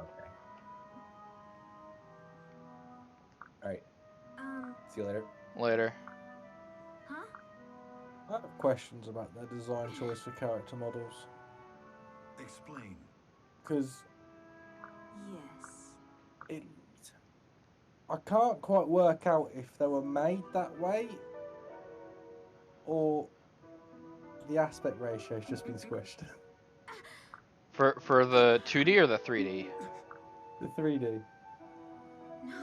It doesn't look like that. I mean, other than the arms, which are still look fairly normal, it's like the torsos and legs. It just looks like the aspect ratio's been squished. Maybe? So they're slightly wider and shorter than they probably should be. Oh yeah, some of the text is covered by the map. I mean, for really, like, for the actual marathon, like, it wouldn't be like that, I'm sure. This is just how I set it up, because I thought it looked cooler. But you do have a point.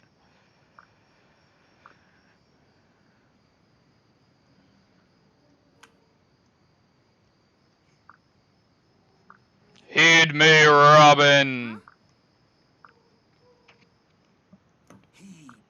Heed my call, Robin!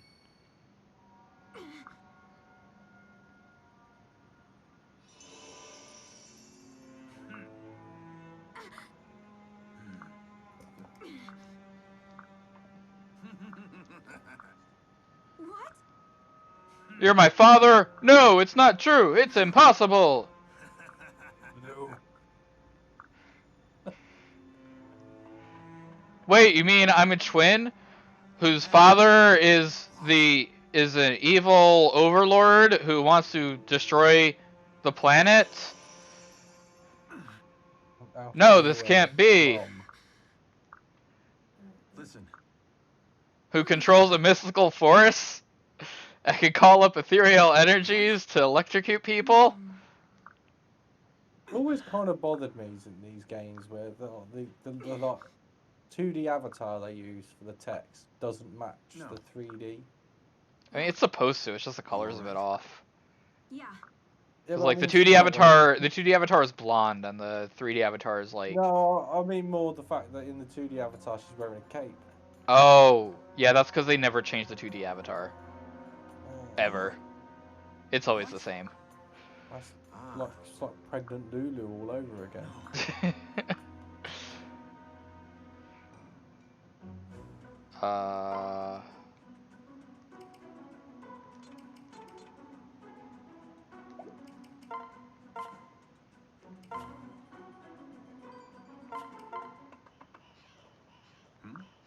Oh wait, back I to the forgot to check how conversation. many things I have. I might have to restart this. Going back to the conversation we were having earlier about stupid clothing Yeah. What? in Final Fantasy games, can we all agree that lightning's God. where lightning keeps her sword is I've been saying this for so long. dumbest place? Like to it have keeps ever on kept banging that against the sword. back of her knees. How? That can't be comfortable. It would just be so annoying. Constantly, every time you walk somewhere, just slapping Okay, against so I the might back of actually your have. side. I might have to actually restart this chapter. We'll see.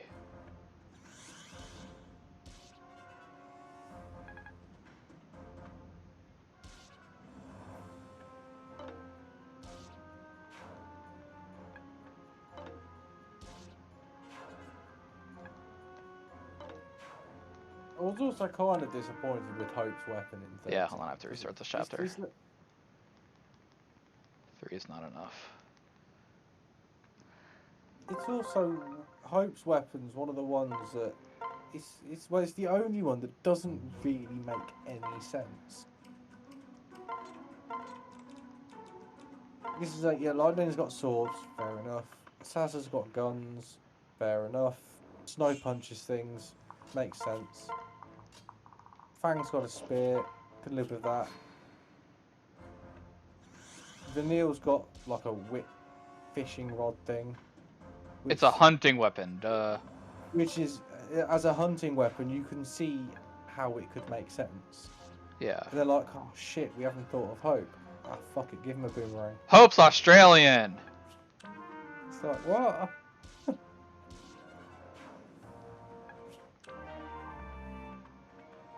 It's like, what weapon can we give to a 14-year-old boy? I know, a boomerang.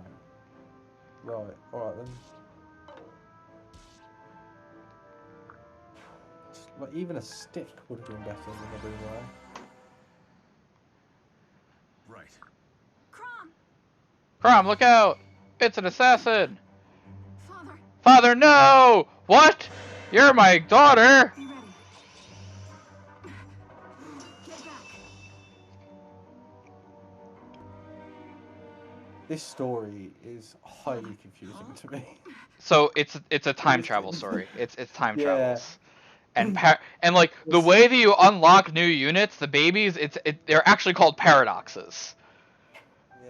Yeah. Did you ever play any of the Shadow Hearts games? I've on not, PlayStation? no. It's kind of reminds me a bit like that Good. because Yes. I mean, this is basically all just like Oh, time you- travel paradoxes stuff. yeah, well, that's sort of what happens in Shadow Hearts. It was. It's like your girlfriend dies in the first game. It's all sad. But in the second game, it's like because it's set during World War One, I think it was. Can't remember. It might be World War Two. But either way, you start the game off in German occupied France. Sure. And you team up with a German soldier, female German soldier, and you go through the game, and there's like this weird like as there always is in a JRPG, there's like this like love connection between them. Yeah. And you go through the game, you meet this weird Welsh scientist called Richard Bacon. I'm not even joking about that name. Okay. He's actually called Richard Bacon. But by the end of the game, you realise that why that you and this German soldier had this connection. It's because at the end of the game, she gets sent back in time. She's your mum. You find this out at the end of the game. Wait. After you've spent the entire game trying to bang her, at the end of the game, she goes back in time and is your mum. It's like, okay, cool. I'm really disappointed I've never played the third. There's some weird fucking shit in that game though. There's like this really macho, like blonde guy who's a vampire. And his like limit break move was he turned into his limit break. He ran on the moon cycle, and it was like and the moon cycle was depicted as a waveform, and if the waveform was at a certain point when you entered an encounter, he would turn into a golden bat. Okay. And his fighting style in the game, I don't know the name of it, but you know the wrestling, Indian wrestling. I need to find the name of it. It's all right. What? It was highly stereotypical as well. You can tell it was like a midway game. It was like an early, like 2000s midway game. Indian wrestling. What was it called? Indian wrestling. Dangal. Fair enough.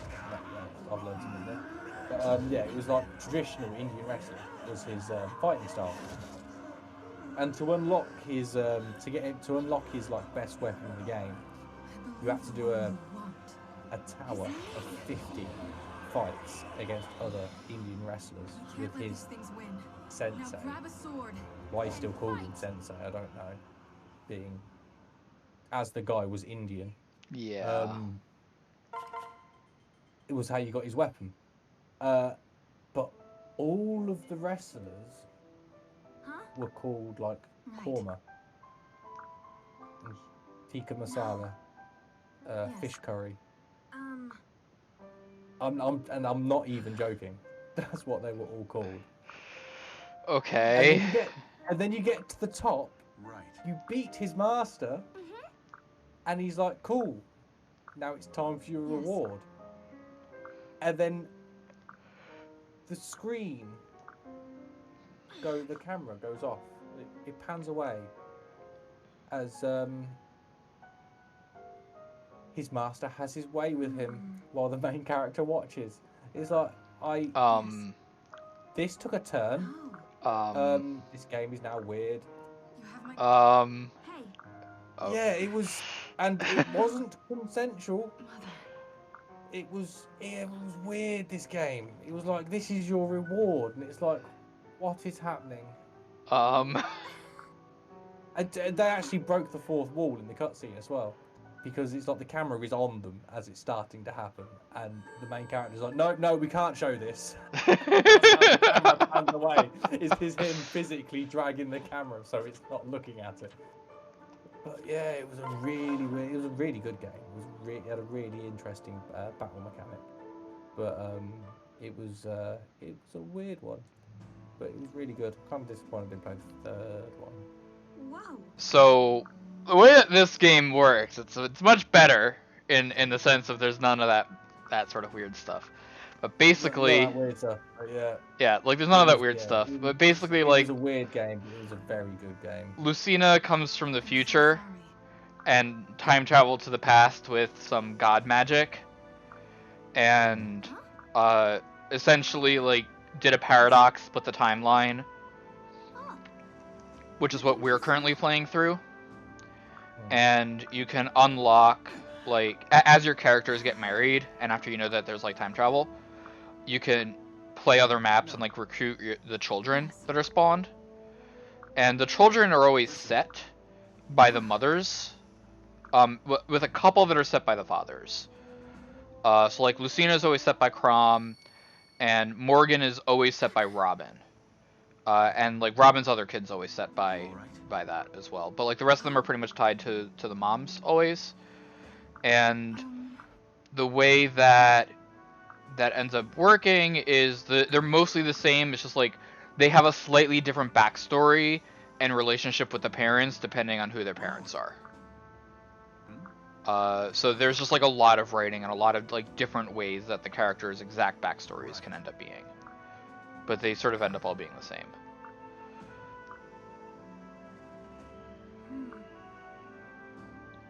Exactly. So that's what it was called. Sorry, I've just googled that. So the fighting thing you do to get this guy's weapon, he's called Yokim as well. It's called the Man Festival. The Man Festival? Yeah, it's to get his like best ability in the game. His weapons as well. It was really weird. His weapons were just shit you picked up off the floor. It's all right. So, Okay. it was like there's a part of the game where I can't remember if it was when you were in Wales in the Rhondda Valley or if it was you were in London or something. Really? And you can it would just be street furniture. So you'd walk. One of his weapons was a red post box. And you just happen to like have to press on the red post box, and you just walk up and you think, "Ooh, I like the look of this," and you just pick it up, put it in his shoulder, and walk off, and that would be it. He was now equipped with a red post box as a weapon. His best weapon in the game was a miniaturized version of the Nautilus submarine from 10,000 Leagues Under the Sea, with people inside. Wait, with people? With miniature people inside. It was the actual submarine, but it'd been shrunk down by something. And he's like, "Oh, cool, that's a new weapon." And you can hear them. There's like little dialogue for them as he picks the submarine up. Why are the people still in the submarine, Hey Glacier? Yeah. Right. Are you ready? On my... Wait, why are the people still in the submarine? How are they still alive after being whacked around? Oh, right. I should split. Right. Very nice.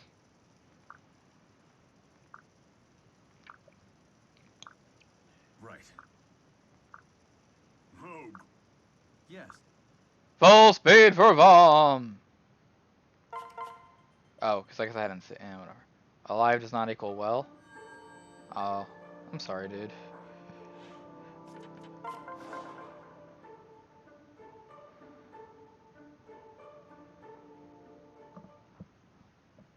Oh, this might actually just be 3 hours long. Because there are only 10 more chapters left. Maybe 3.5?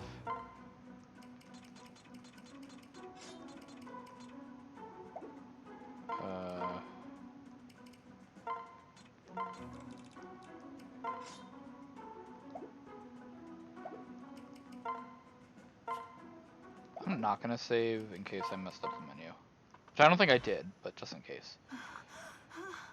Over here. Don't let her get... Oh, okay. So I've been reminded. That's that's how the end of the Man Festival. It's Right. the person who loses in the final bout of the Man Festival must receive. This is the exact wording. Must receive the winner's full manhood. So he's like, if you win, he's like, and he's like, kaplunk. And he's like, and if I win, he's like, kaplunk. It's like, what kind of a choice is that?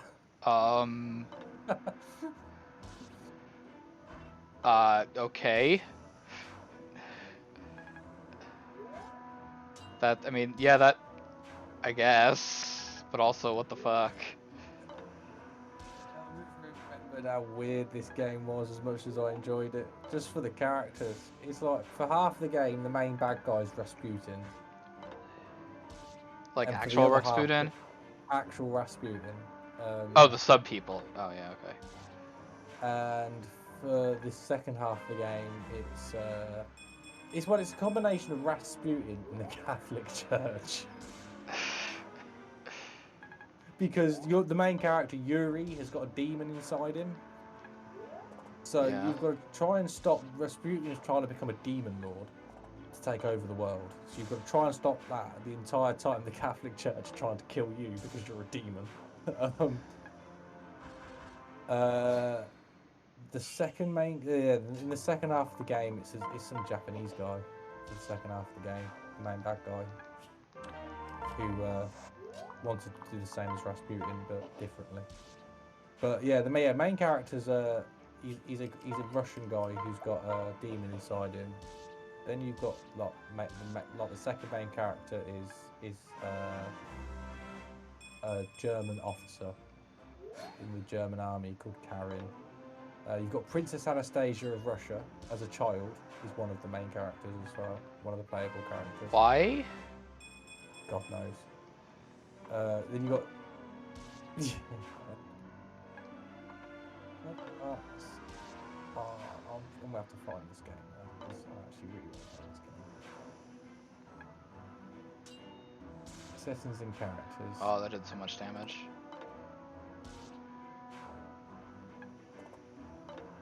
Oh yeah, it's during World War One. Couldn't remember if it was World War One or World War Two. Didn't you already say that it was World War One like 10 minutes ago? Yeah, I couldn't remember whether it was 1 or 2.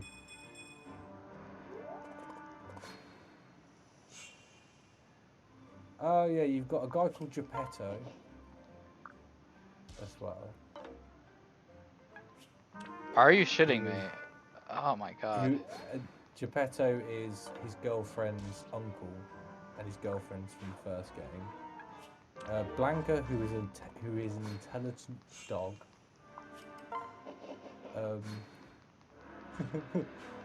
Joaquin Valentine, who is a wrestling-obsessed vampire. Lucia, who's a fortune teller, and Anastasia Lavinia, and some Japanese guy.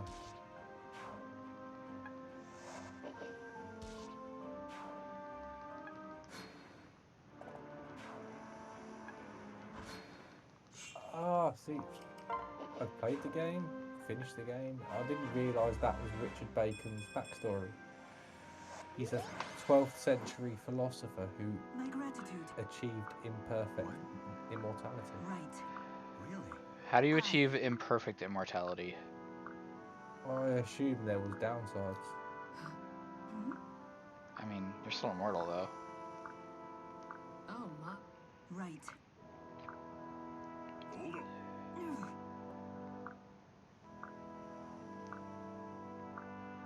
What?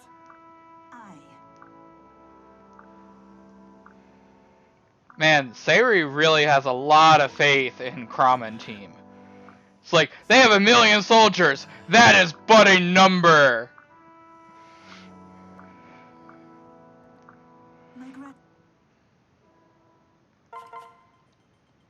Also, this actually, like, might...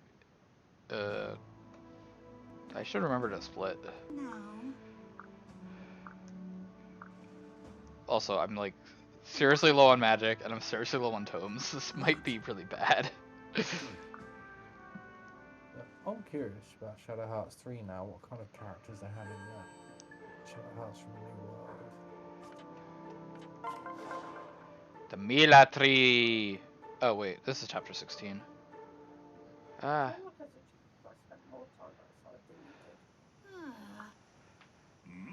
I see.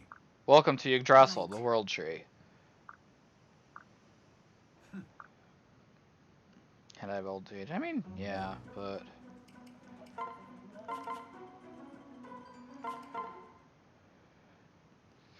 My mustache is impenetrable! Yes, sir. Oh, for God's sake, yeah, the second game sounds like it's just as weird.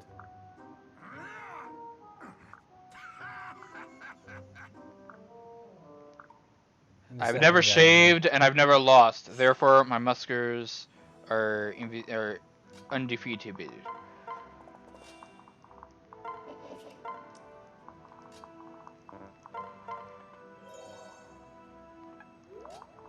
In the third game, there's one of the playable characters is called Frank Goldfinger, and he's a self-proclaimed master ninja.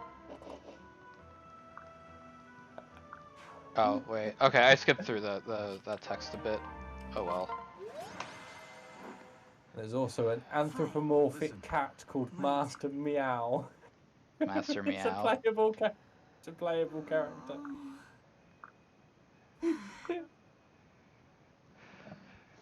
Where are you? Mr. Whiskers is better than Master Meow. Moth? Huh? No. Man, I feel really bad for Lucina. Like, she keeps on being mistaken for a guy.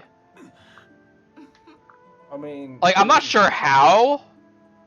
We've asked this question too many times already, I think, during this game. Yeah, yeah. It's just like, I see. Yes. I don't get it. Right. All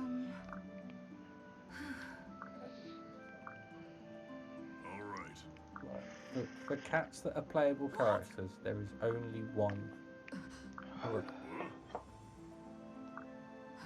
There's only one correct name for cats that are playable characters. Hey. Herman Meow. What? Yes.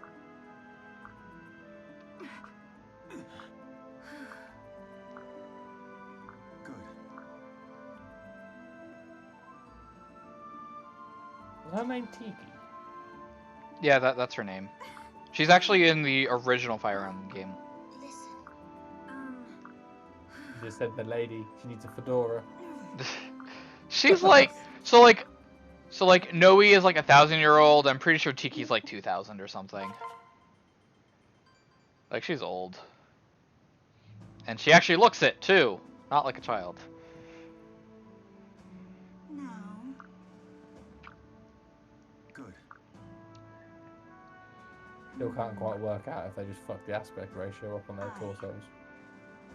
Yeah, I'm like pretty sure that the aspect ratio that I'm displaying is the actual aspect ratio of the screen.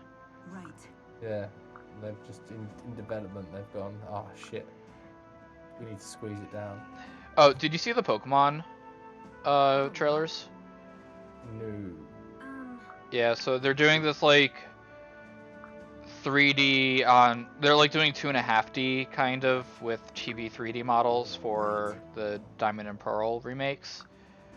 And then they're also doing a Pokemon of the Wild. Right. Let's have a look. There's like 4 minutes of trailer total. Well, we don't know anything about what they would lack because they're not things yet.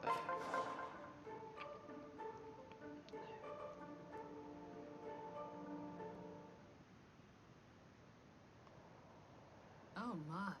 Oh my! No.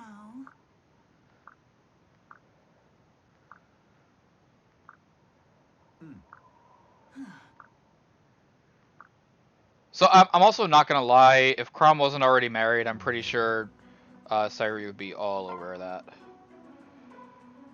Someone said it perfectly the other day. Pokemon seems to be the one game that's got the unique ability of the older it gets, the worse it gets. Yeah, they've not been doing a good job of doing stuff with it, of like actually improving it. I think Pokemon had the issue where, in terms of the demographic they were aiming for, in terms of sellability and what was possible with the series, they nailed it really much straight away. What? Why is Sully there?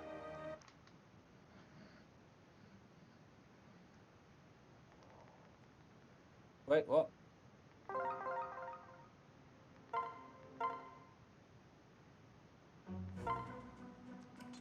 Actually just count as a death, even though you like had other people alive? No, I reset. Oh, okay. Shit, this is gonna mess with stuff. Hold on.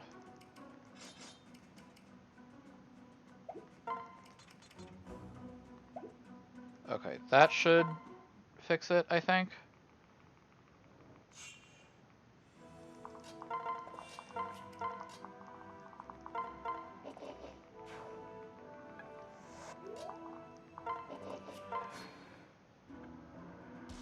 Okay, so this should be fine for the rest of the run, I'm pretty sure. But also, I should make it a note to save before I do the menus and not after I do the menus.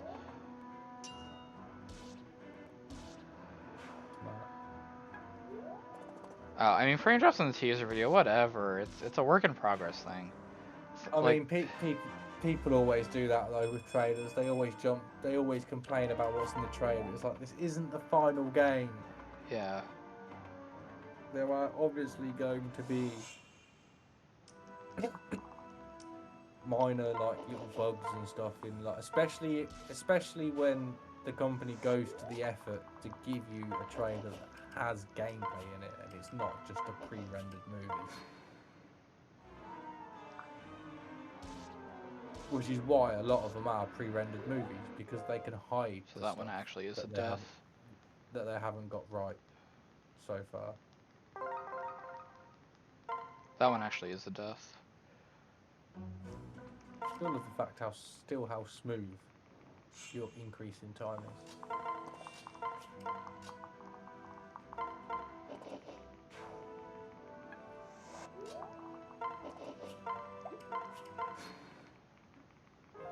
Oh my god, I forgot to remove Sully again. Because I saved after the thing.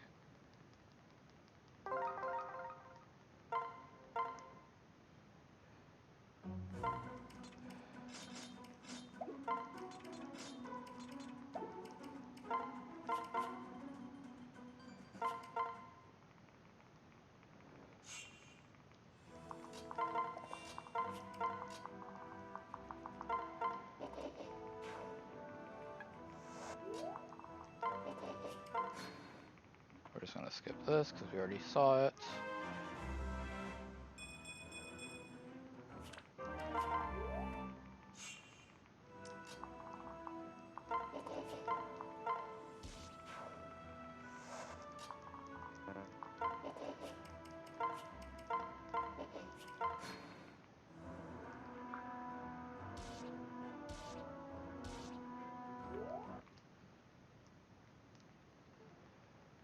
Well, this might, hold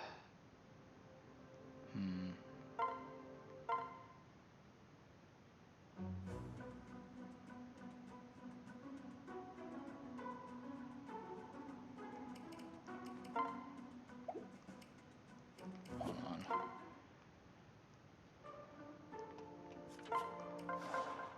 What can I fix you with?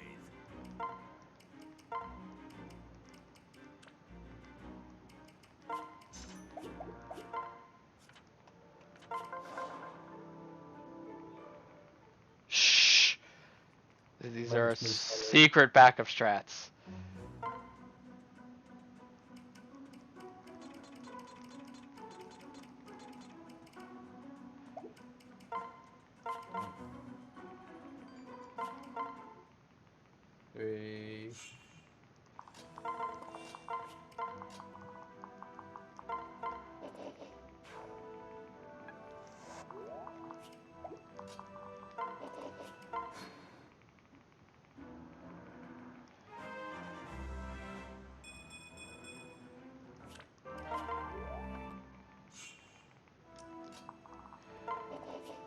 Like, it's only because my, like, my magic is so low. Like, this is like the bare minimum magic that we can have, really. There we go.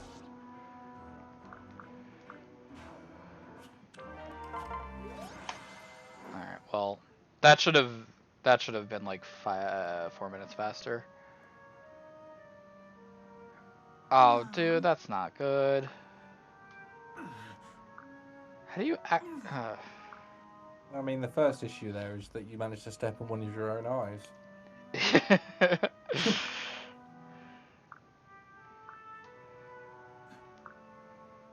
Rogue. Please. Yes, sir.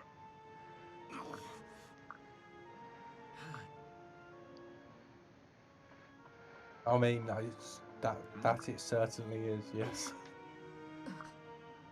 All right. Yeah, I'm gonna have to. So I can get a better.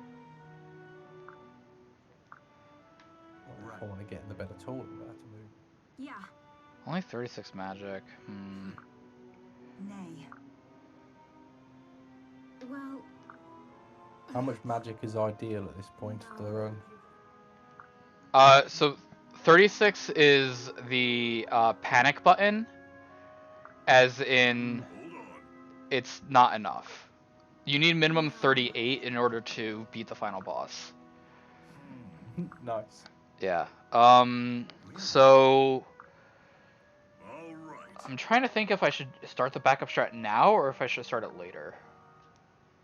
You know, I'll just do it now because it's supposed to be for marathon, so it'd be for safety.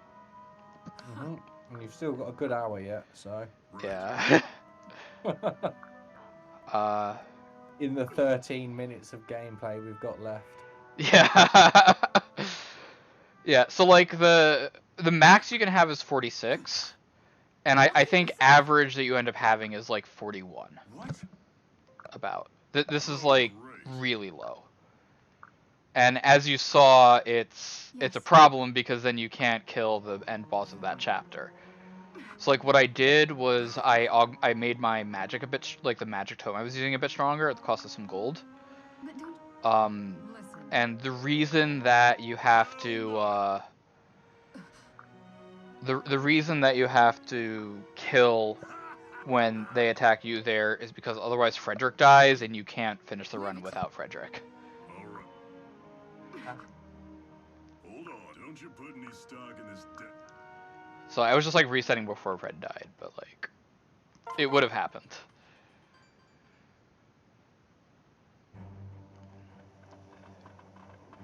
Why would you be walking when you're looking for contacts? Like crawl on the ground, do the Velma stuff. The obligatory jinkies.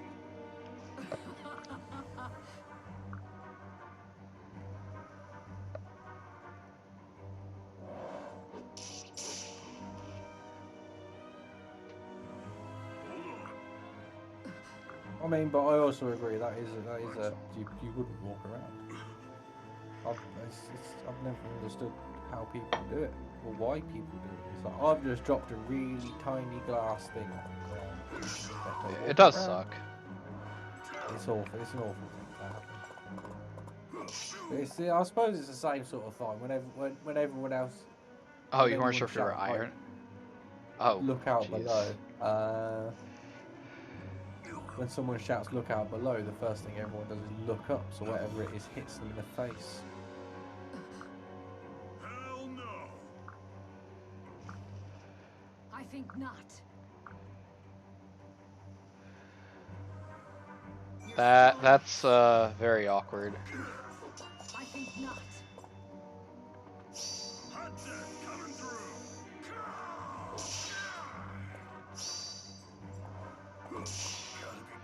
Yes, critical the person who's at 1 HP.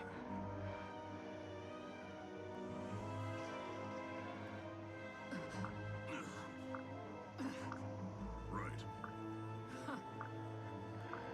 Hell no! Hell no.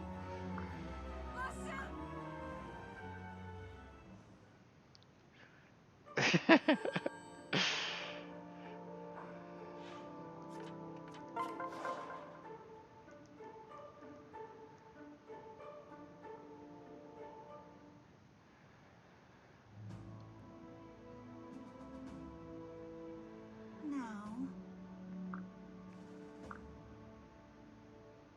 Right. Nonetheless.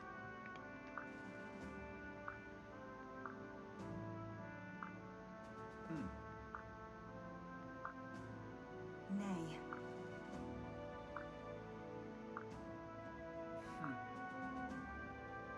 I see. Fine. All right. I've also noticed only Robin and Crom have the issue where their feet are always slightly below the floor. Wait, really? Yeah. it seems everyone else, his feet seem to be fine, but Robin's and Crom's are always. It's just their ankles. Oh right, hold on. Let me do this additional level up.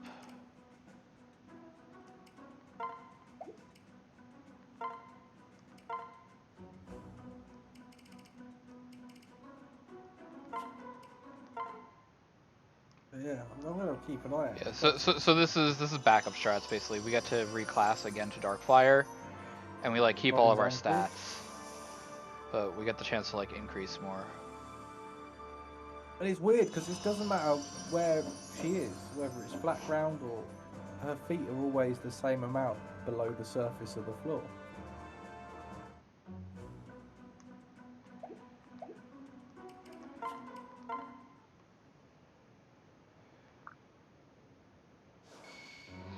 You need to pay more attention to the cutscene now, because I'm sure it's only Robin and Crom that I've noticed it with. I will watch it on the next 3D cutscene.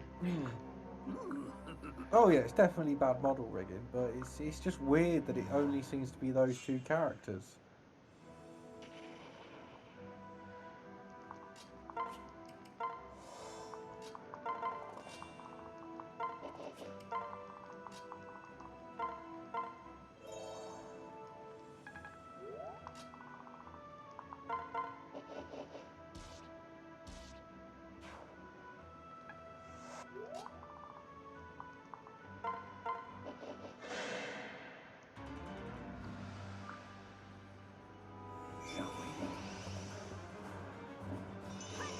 The intern did it. Yeah, let's give the intern the two most important characters in the game to do. Make them the only two that are off slightly. That's how you know they're main characters. Yeah.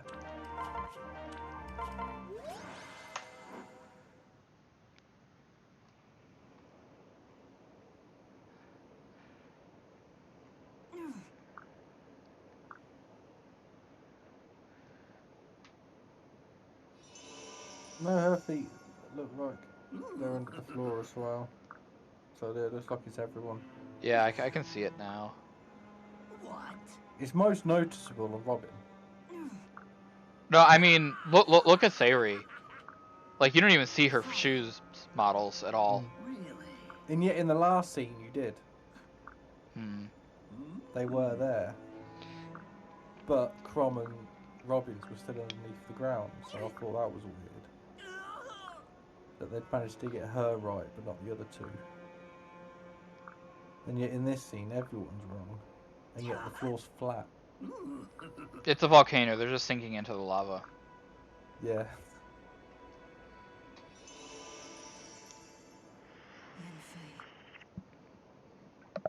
I mean, okay, so there definitely are things in, like, Square Enix games where I'm pretty sure the intern did it, such as in 13.2 with the puzzles. Oh yeah, that was definitely intern work. Yeah. How could this happen?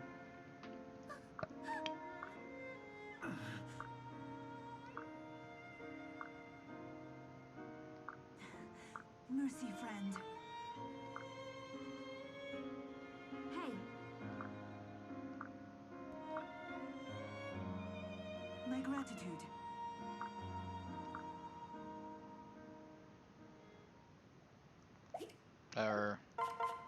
But that might also explain why the character models look so off to me. It's because they're missing. Wait, hold on. He lifted his feet up and there weren't soles on the feet. It just ended at the ankles. Seriously? Hold on. Yeah, no, you're right.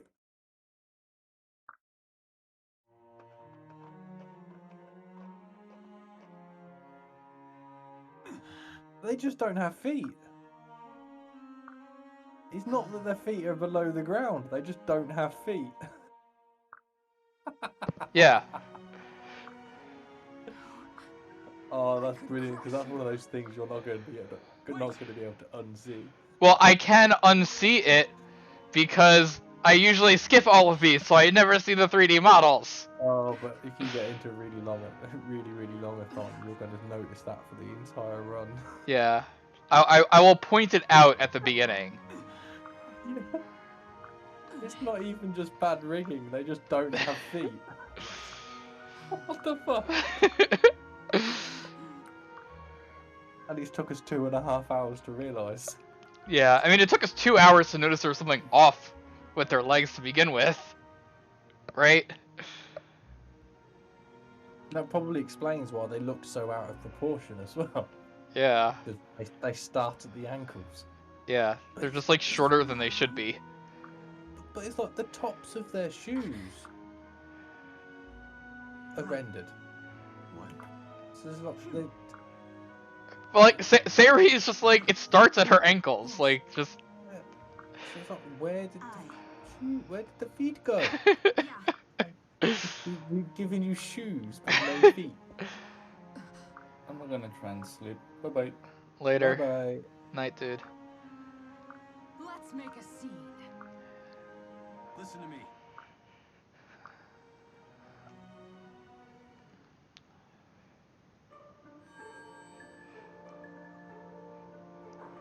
Also, wait, you want to know something silly? Do you remember how I said that, like, holding down, like, hitting start makes the turn announcements go faster? Holding down A makes the map load faster. Huh. Like, the spawning of the new location and everything popping in and out, like, holding down A makes it go faster. Logic. Yeah.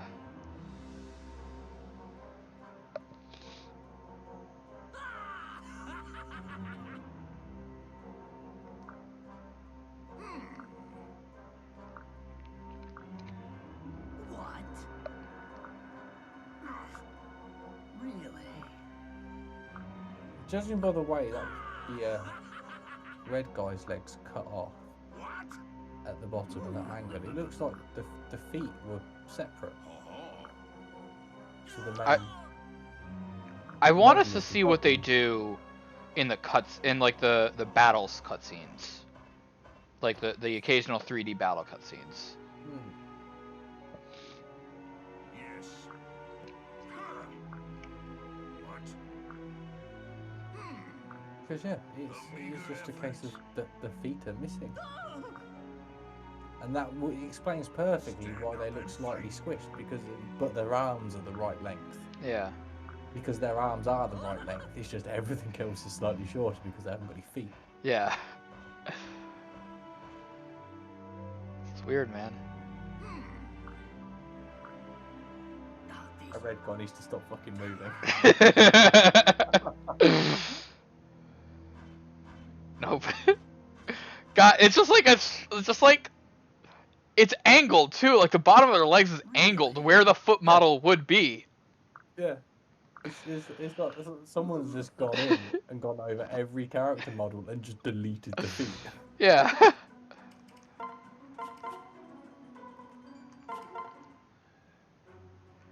Really? Right.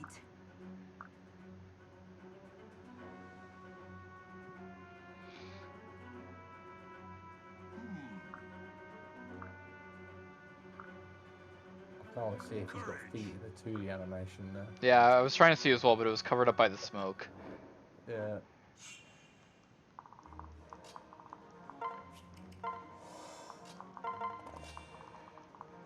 Nope, that wasn't where I wanted to go.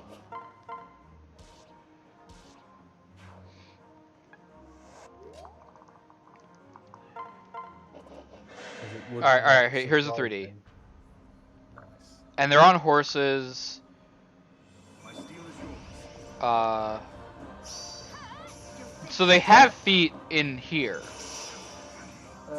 Did Robin have feet there? So Walhart had a foot on his horse. Yeah, Robin didn't. She just had stumps.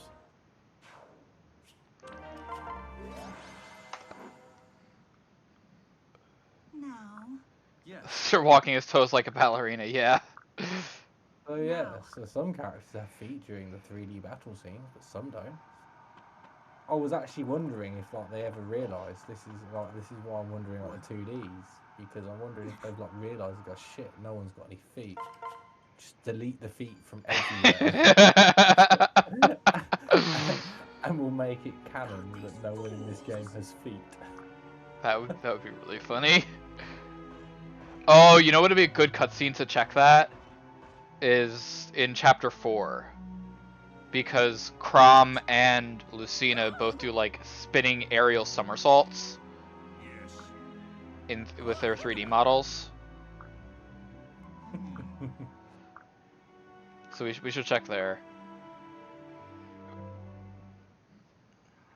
Oh, here's a 2D scene. No, I think. Yeah.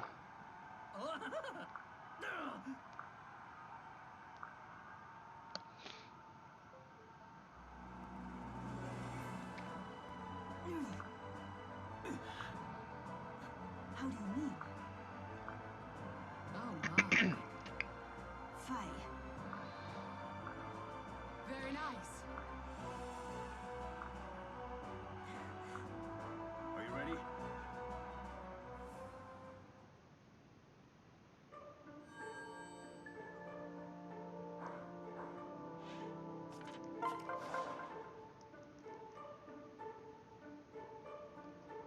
Oh god, it's Game of Thrones all over again. Take the knee. Everyone has size 2 feet. Does size 2 feet even exist? Like without severe medical problems? Amusing.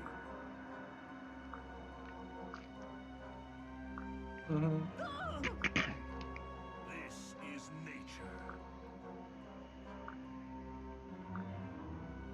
These fools! Right, in one of the fights in chapter 4, Marth doesn't have feet. Stand up and fight! I am inexorable!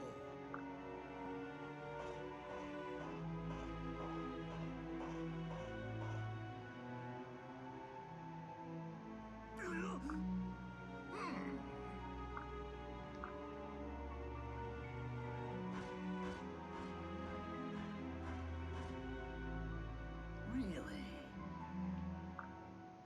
Luckily, chapter 4 is really short.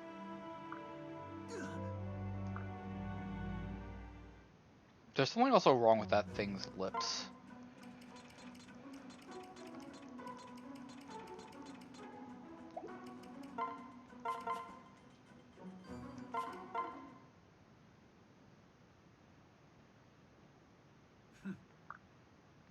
Whoa.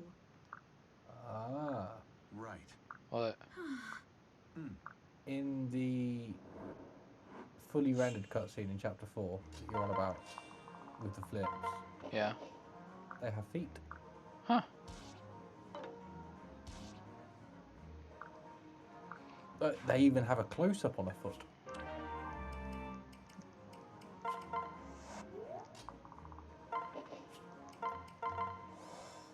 But then you go into the battle, and none of them's got feet.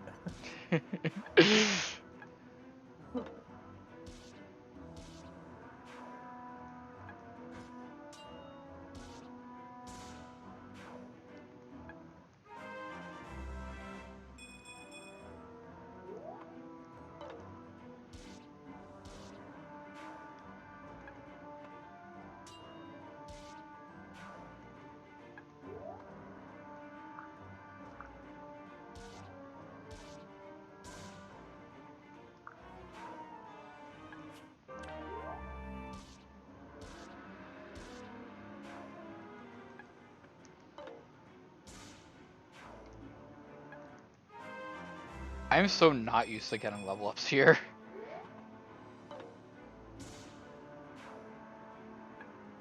Because like normally you've been level 20 for several chapters by now, so you just like don't gain any more XP.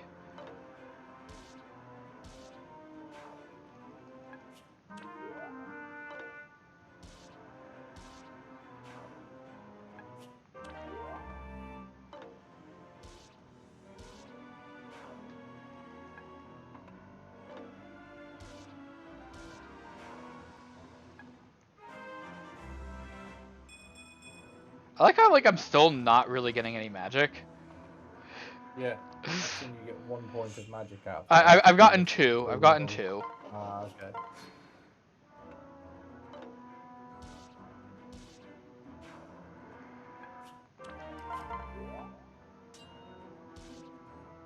I actually love the fact that the one cutscene you pointed out to look at feet, they have a close-up of a foot.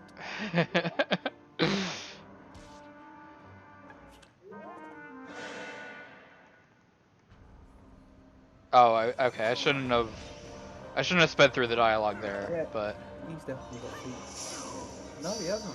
Actually, it's just his boot widens.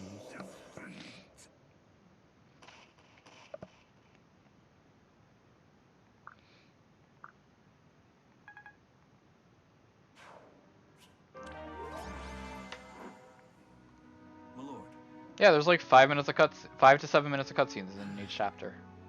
It would seem.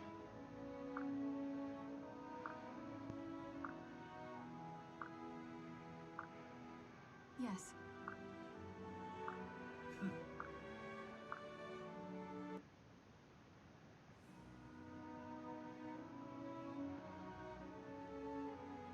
My gratitude. It's kind of strange how consistent they are Right. with the amount of time, like the amount of Cutscenes and stuff. Yeah. gameplay to story. Yeah.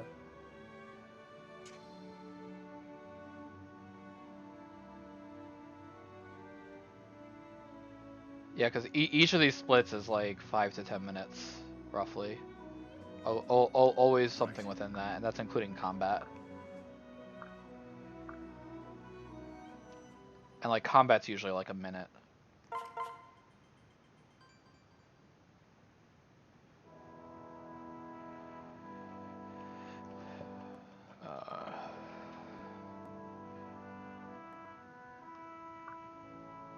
Well, we're almost done. Yeah, this is gonna be like right on the 3 hour, 3:10 mark or so probably. Yeah. The only thing is now I'm not really watching the cutscenes because all I'm doing is Because all you're doing is watching the feet.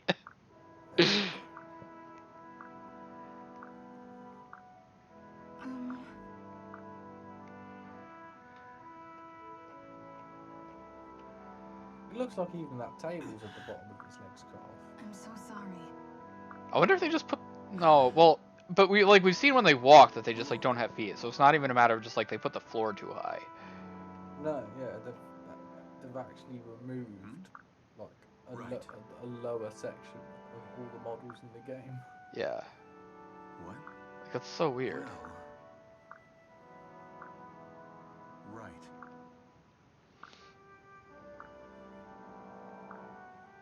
Really?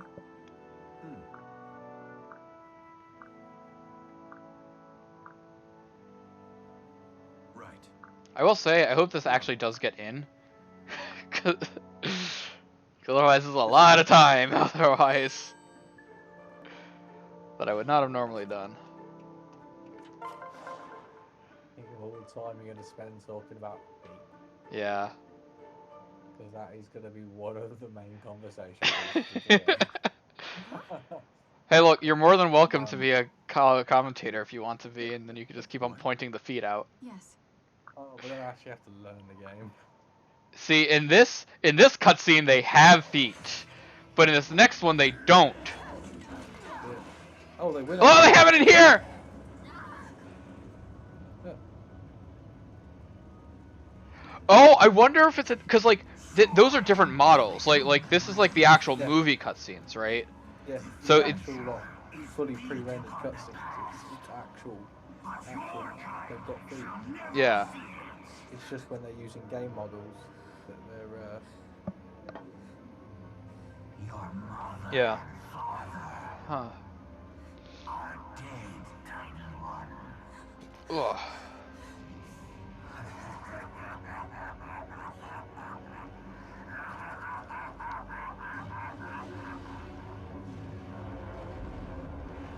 And now it is your turn to die.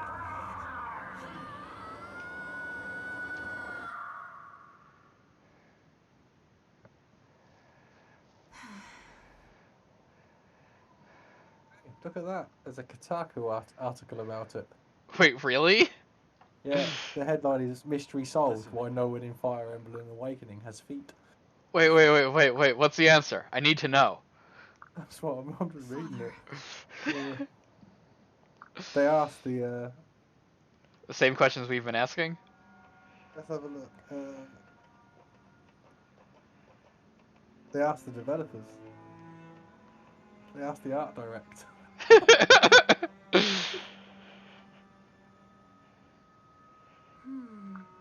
Listen. Yeah. His answer was, well, they're there.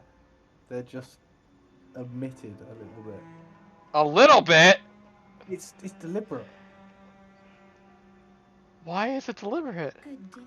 The idea was to add a unique sort of deformation to the characters, and that's why they sent it like this. At the start of the project, we weren't entirely sure how many bones and joints we'd be able to use in each character model.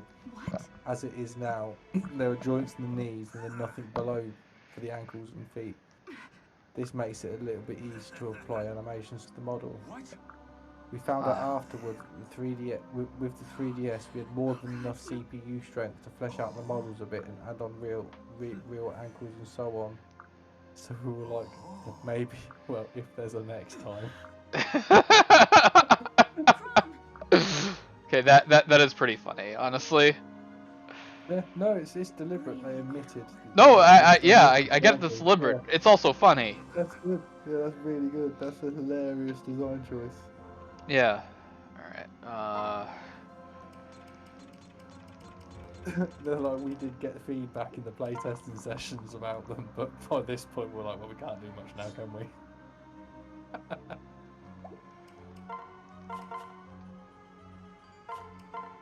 Are you ready? Yeah, it was a case of they had to omit something, and they thought, well, everyone basically uses handheld weapons, so it's like the last place people are really going to be looking is the feet. So we'll omit the feet, and because of that, everyone's only looking at the feet. What the hell? 1, 2, 3, 4, 5. 1, 2, 3.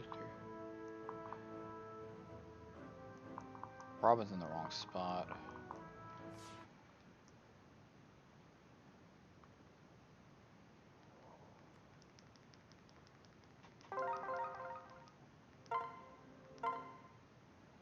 I hate this chapter. Are you ready? I love the fact that the first time I've actually managed to sit down and watch you do a full run of this. It's been 3 hours long. Yeah.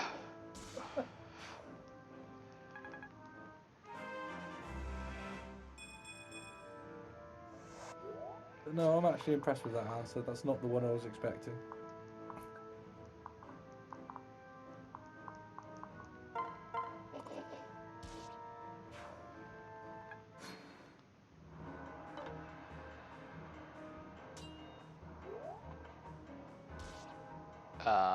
That's very low.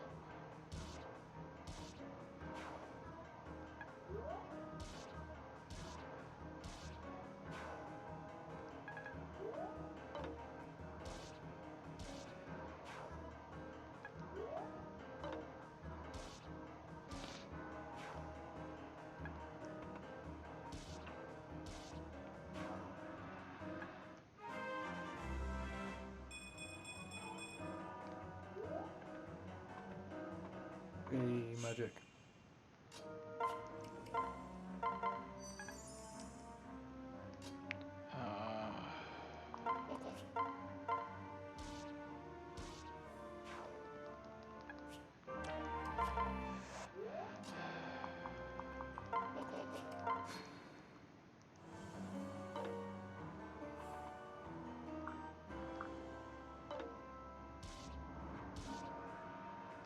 No!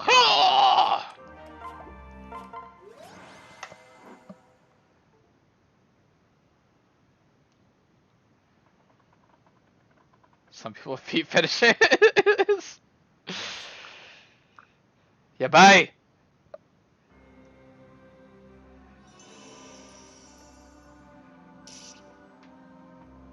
No, Crom!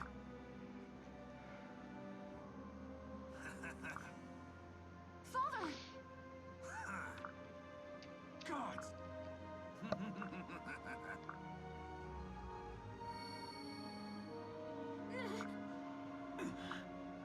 Now then.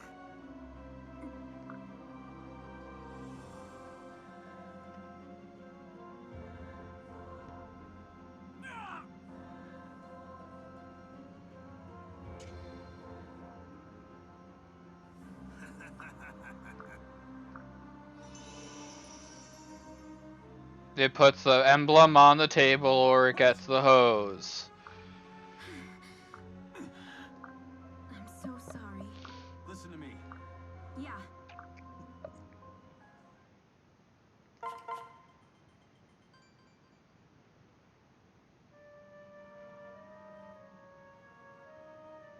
It's my... It's all right. No.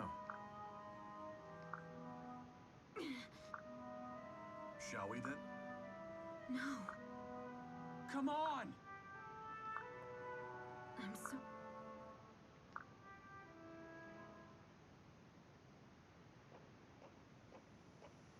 Also, Frederick's shoulders are too big. I mean, a lot of the guys have shoulders that are just way too big, honestly. Like, you saw Cervantes, the mustache guy. Hmm. You Yeah. see how big his shoulders were? Oh. Larger than his head. Yes. Each of them. You look at them shoulder pads that Frederick's Oh. got. Every time he swings an arm, he punches himself in the face with his shoulder. There's just no need. I'm so sorry.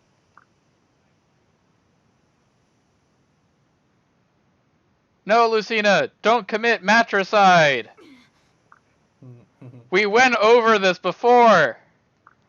We went through a whole list of definitions! Yeah. What? Still can't get over the fact there's like 4 definitions for killing your own children. Yeah. Why do we need 4 of them? No. I challenge my fate! Oh, she even says it!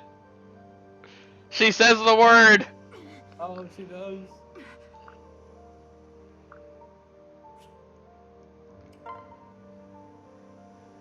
Right. Mother.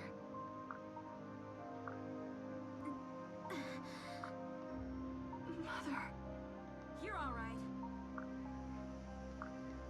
Why?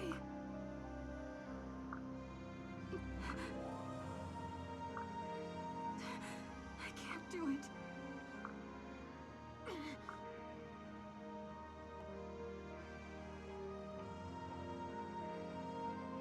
See, if Robin was really willing to accept Lucina's judgment, she would have just, like, run forward and impaled herself on the sword.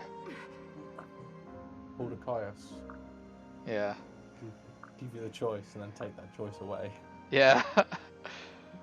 There's, like, 3 points in the game, I think, where they ask, like, do X or Y, and it does not matter which you choose. At all. Bit like Mass Effect 3.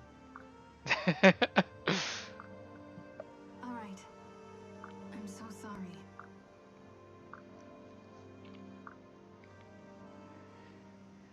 Ohana means family.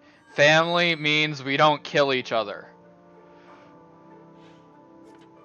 She got the Mass Effect Legendary Edition pre-order today as well. So roll on May or April, whichever one it comes out in. 75 days till it's released. The Arc Thunder.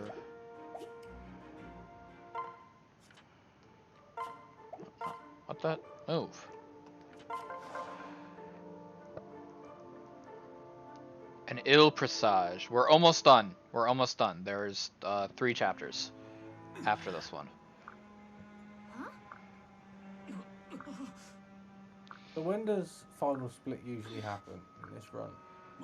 So final split is when you decide to have Crom kill Grima or not. That's the last input. What?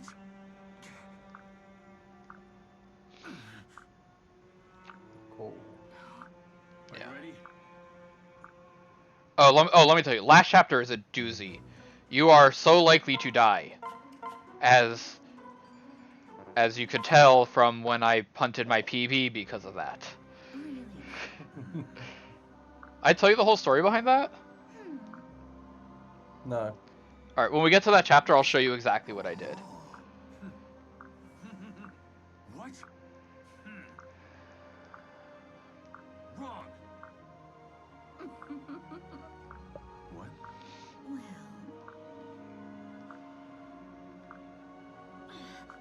Why, yes. Explain.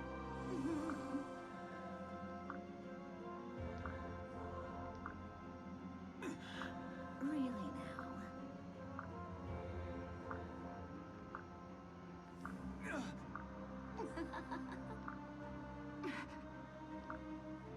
Think I... Really? Now then. Why, Wait! Validar, dun dun dun, Don't bother. Validar.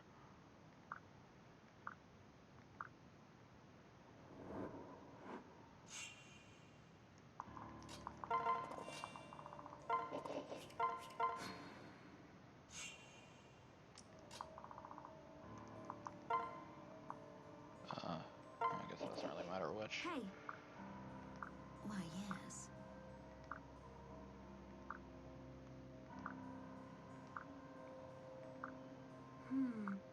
Well.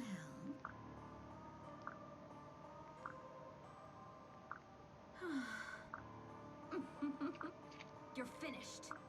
Really now. So the funny thing is, even after all this stuff with Robin saying, like, you're an awful person, Aversa, you can marry her. Like, you can recruit and you can marry her.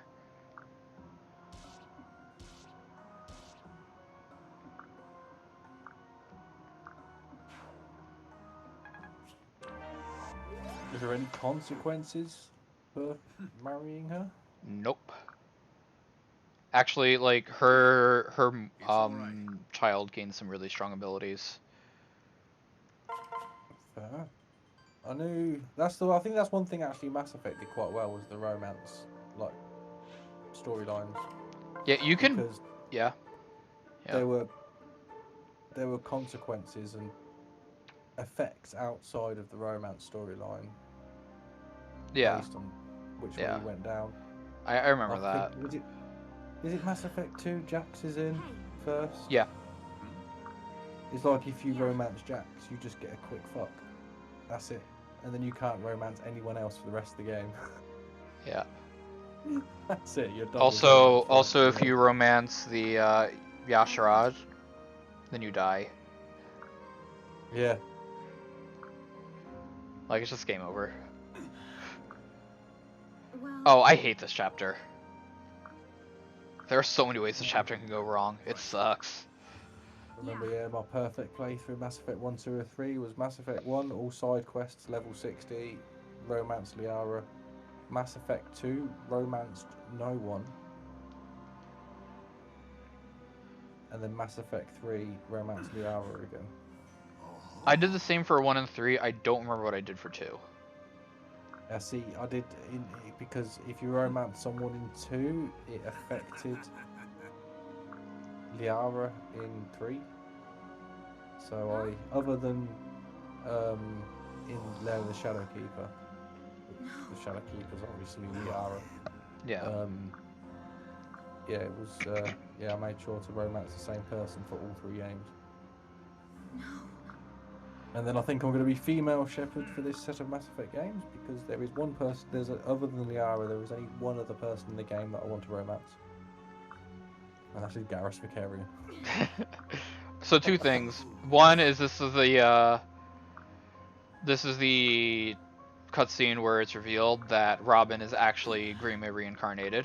Think again. So Crom's been having sex with his mortal enemy, basically, this whole time. That's legit. And 2, isn't Femshep canon? Come on. Desk cleaning is always well, nice, by the way. but they made it so both are canon. To be fair, it was canon regardless of which gender you chose for Shepard. Oh, really? I thought FemShep was Yeah. the more canon-y one. No, male Shep is the more canon one. Oh. Alright. Because I know, like, for But- KOTOR, like, it's male Revan and female Exile. But for We can do it. people tend to prefer FemShep because apparently the voice actor for female Shepard is a lot better than the male voice actor for Shepard. Which makes me sad that I never did FemShep the first time I played the games. Although some of male Shepards, This is it. The Renegade. final battle. By the way, this is the first chapter again, like the very first one again. It's like the exact same. So yeah, some of male Shepard's Renegade voice lines are just incredible, beyond belief. Now then. I didn't like playing Renegade. I preferred playing Paragon. I have to admit. I think I'm Paragon. like I that think in Paragon's better, honestly. Like I think it I- was more fun. Yeah, I find it because I find in games like that where you have a choice between basically being good or evil, being good is always more difficult than being evil. So I find it a more fun playthrough. But I've seen some clips of some of the stuff Mel Shepards comes out with. It's like he had an argument with Joker in the cockpit. He's like, "Shut up, Joker! We're going to punch a mountain into space." Well, okay. So KOTOR, I think you can do all of them very well because KOTOR, like, a lot of the light or dark decisions are very subtle. I think, and also, none of your decisions for light and dark matter until the Lost Planet, because when you confront Basila, you're in that temple, whichever choice you make, like, gives you so many light or dark points that it will flip your alignment always. So like you can play the game however you want, you can get all the endings like without needing to replay everything. Also, Rip Crom. But like the thing is with Mass Effect, and I think with a lot of other like Paragon Renegade systems, is like Paragon is like walk the grandma across the road, and Renegade is kick the puppy. Yeah. Like There was only one Renegade choice in Mass Effect. I did my Mass Effect 1 playthrough in such a way that I could make one Renegade choice. Father! And still finish the game with full Paragon, and that was punching the journalist in the face. I mean, that journalist kind of deserved it. The only thing I wanted to do was punch that reporter. Oh, but do you know some of the Paragon options? I don't remember if I punched the reporter or not. It's been a while since I played. Have bad results as well though throughout the game. It's like what was it? I can't remember. Connor something or other. He was the Shepard fan. He's always dressed up in like fake N7 gear, and he had his hair cut like Shepard. He will always met you outside one of the bars in the Citadel to like have a chat. And he's like, and towards the end of the game, if you spoke to him for the rest of the game, towards the end of the game, he starts going on about how he wants to like join the military and become like Shepard. And the Paragon option is to encourage him to do it. And if you do that, he dies. He joins the military and he gets killed. Yeah. But if you use the Renegade option, you meet him in a bar in Mass Effect 3 and you have a drink with him, and he thanks you for talking him out of it. Yeah, that is true. His name's Connor, right? That's it, it's Connor something or other, yeah. Yeah. But yeah, no, I really enjoyed the Mass Effect games up until the end of Mass Effect 3, and then you just felt like it was... It's like, what annoyed me most with the end of Mass Effect 3 is what to me felt like it would be the good ending wasn't Listen. the good ending. Yeah. So like my thing with the I did enjoy Mass Effect 3, and I don't actually have issue with like the choose one of three options thing. Right. My actually hold on, I actually need to focus for this part. Sorry. Because this is, if I mess this up, then I have to restart the whole chapter. Trade the silver sword for the silver axe. Wait.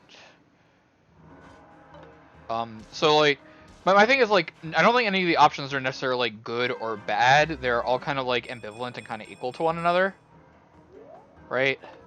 Like that's my issue with it. But like, I didn't mind the like you have three choices thing. Oh, no, I didn't mind the three choices thing. I think what a lot of people didn't like was the only difference between the choices was the color of the ending. Well, I mean, like they did have different cutscenes that stated different things happened. Right. But it was yeah. more the fact that what I thought was the good ending. Up left of the center right hero. You end up left of the center right hero. Was the I thought the good ending was synthesized.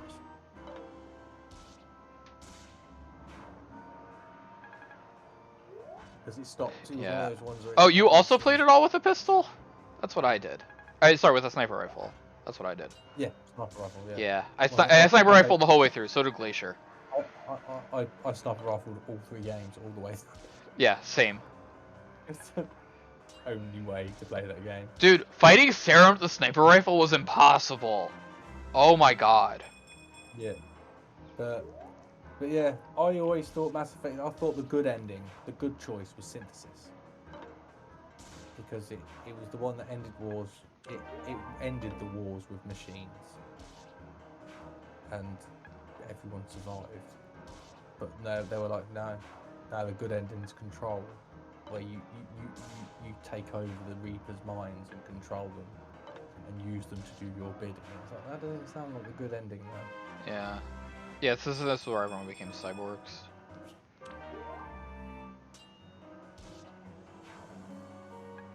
Oh, actually, no, it's not. I've just looked. The good ending is destruction.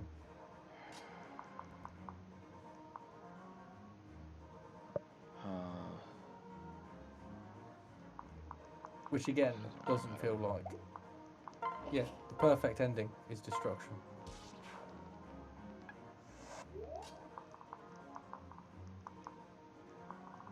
I'm gonna run out of magic. What the fuck? Again, doesn't. Yeah, when everyone became. How am I running out of magic? Stay focused. But yeah. According to BioWare, the good ending was destruction, was destroying the Reapers. What have you? Really? Yeah. Huh. That was the perfect ending because that was the ending where you got. It was the only ending where you got the extra scene. If you had 100% in everything. So Whereas, I have to restart this chapter, I guess, because I don't have any magic. Because it's the same as 1 and 2. What the hell? You beat it on Legendary 100% with the perfect ending, you got an extra scene at the end, like a bonus scene. And the only way to get that bonus scene at the end of 3 was to get 100% military strength with the perfect ending, and you got the extra scene if you chose destruction. Because it's the only scene in which the Reapers are destroyed, humanity is saved, the crew of Normandy is saved, and Shepard lives. Alright, so I'm not entirely sure why I ran out of magic again there. So, but I just bought an extra thing of magic. So, whatever. Gotta skip all the cutscenes now, at least. and I say shepherd lives in quotation marks because you don't technically see him live. You just hear him. You hear him take a breath. You hear that he's not quite dead, but he is still on a floating, like, derelict ship. I will say, there's something weird about the way this run is going. Just, I'm running out of magic when I really shouldn't be. Like, out of tomes when I shouldn't be. Oh, that's not just it, Glacier. It's not even if you just didn't like super hard difficulties. If you didn't play Mass Effect 1 or 2, you had to complete the game 3 times as well. Oh, I did forget to use the Arc Slayer. Because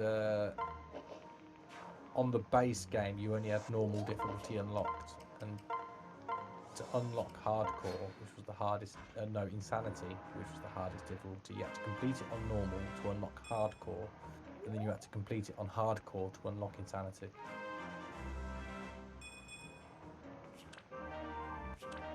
Whereas if you'd played Mass Effect 1, completed Mass Effect 1 3 times, with the final one being on insanity, you automatically unlocked insanity on 2, and then completing it on 2, on insanity, you automatically unlocked insanity on 3.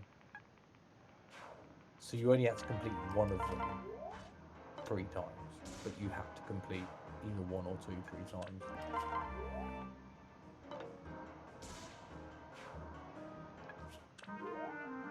But technically, 1 you had to complete more than once anyway, because there wasn't enough experience available in a single playthrough to get to level 60.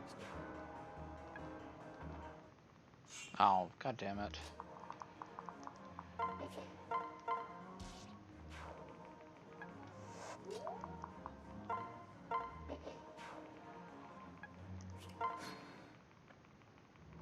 Okay, there, fine. This has been a weird run. And there's been a few mishaps here and there, but, you know, it's fine. It's fine. Everything's Daijobu. Everything is Daijobu. Oh, I skipped another cutscene! I need to stop doing that.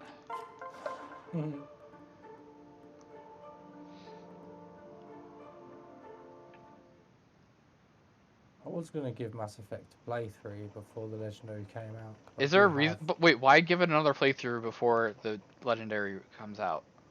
Just cause. Because I have 1 and 2 on PC, but you can't get the DLC. What do you mean you can't? I'm pretty sure I played them with DLC. Well, you can get the DLC for 2. Yeah. That's fine. You can't get the DLC for 1 if you own the game on Steam. Because apparently EA and Steam fell out, and EA rescinded all the license codes, CD keys, and all the games on Steam. So you can still play the game, but you can't get it. Despite the DLC being free, you can't install it. Really? Because the way Steam have to, the way well, you can, but you've got to edit some registries, and I can't be bothered. Because the way Steam are having to do it with the CD key is it adds the registry for the CD key when you open the game, and then clears the registry when you close the game. And you have to be exited out of the game to install the DLC. The DLC checks your game by checking the CD key registry. Okay. Which doesn't exist if the game's not running. Have you seen the have you ever seen the Legend of Korra game? Yes. So you can't buy it on Steam anymore because they just like removed it from the catalog. Oh yeah.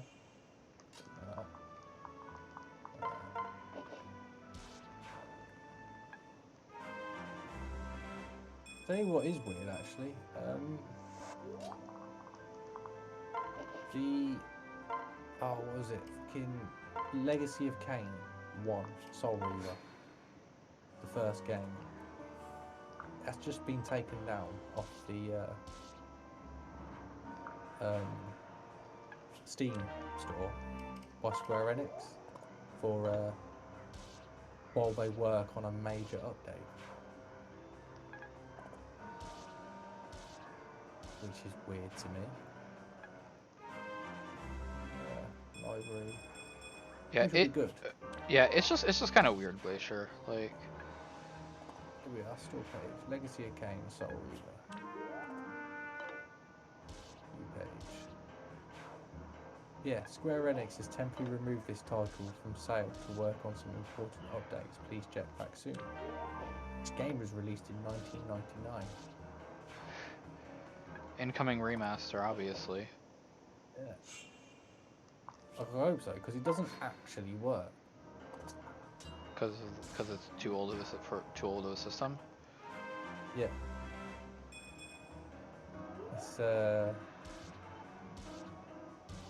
It's minimum specs.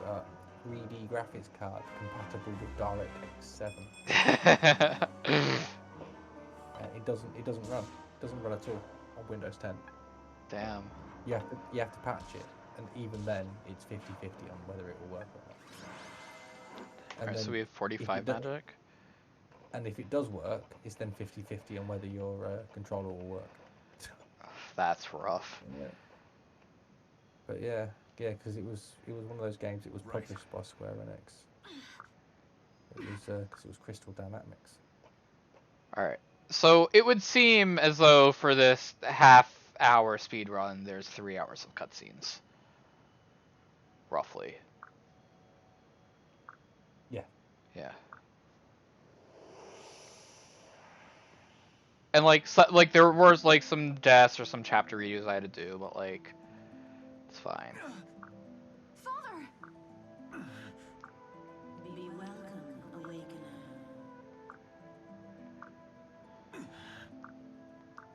Yes. Huh? Indeed.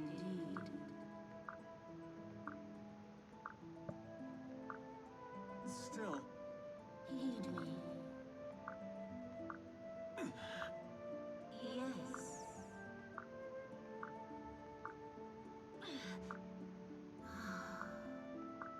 I see. Yes. Basically, from tonight, what we have discovered Heed me. is Fire Emblem: The Awakening. The no cutscene speedrun is 85% cutscene. Yeah. Yeah. What can I fix you with?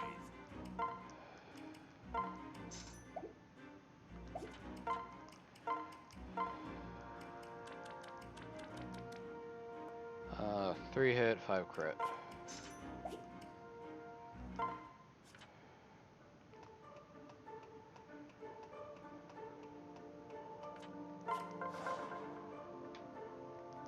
All right. 2 more chapters. Almost there. Really? I see. There's been some weird stuff that happened in this run that I haven't seen before. Honestly, I've never run out of magic in chapter 22 or 23, whichever one it was. Yeah. Oh no, that sucks. Was it not saved on the cloud? Perhaps. Probably not actually, because to make the save files work with the other 2 games, even if you bought them on Origin, it saved the save files in the same place as the Origin store. Oof. No, I will not promise to not sacrifice myself. I forgot, that's a 4th decision that doesn't matter. Father!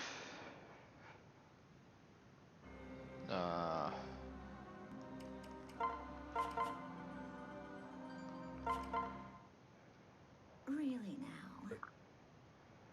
I don't know. My main thing with Mass Effect with me was I'm still really adamant of the fact that Lair of the Shadow Broker was one of the best DLCs for any game ever released. I thought Lair of the Shadow Broker was an amazing DLC. And I don't like 6 DLC. up. 1, 2, 3, 4, 5. It is right next to him.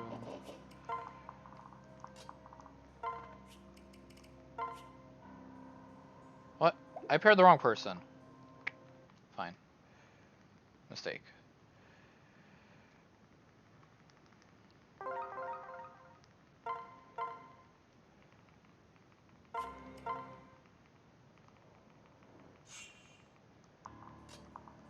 Yeah, I mean, even today, I still think Lair of the Shadow Broker was is the best DLC that's ever been made. I thought it was incredible.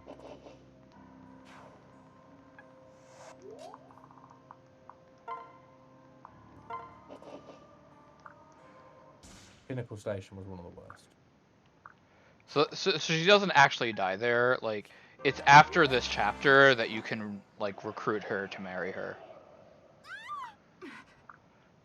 She only appears to die.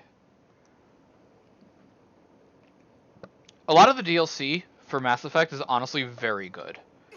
And also, like, Leviathan DLC should not have been DLC, should have been part of the main game. Because it explains so much. Like, it should not have been classified as DLC. Yeah, definitely. But yeah, a lot of the DLC is incredible, and as I said, yeah, especially Lair of the Shadow Broker. I couldn't get over how good that DLC was. Alright, so this is the final chapter. So the mistake that I made is you will see me move Fred, and I moved Fred one tile too far, and that's how I lost my 3-minute PB. Are you ready? Yeah.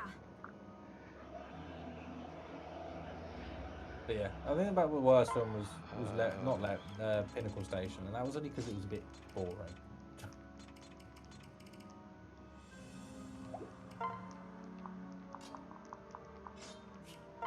Oh, The one thing I saved before this, so whatever, it's fine.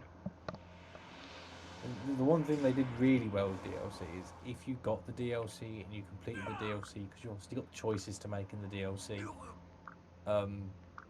they'd get referenced in the later games, and like things that happen. Yeah. In the Like the games, moon one, right? In Mass Effect 1? Yeah. Yeah. Yeah. With yeah. Back off. The Batarian slavers. Yeah. But if you just didn't do the DLC, it just didn't happen. It wasn't as if they made a choice for you. It just didn't happen. So you didn't feel like if you couldn't get the DLC, you didn't really miss out on anything because it didn't affect your story at all because you didn't do it. Yeah. Like, they're very good games.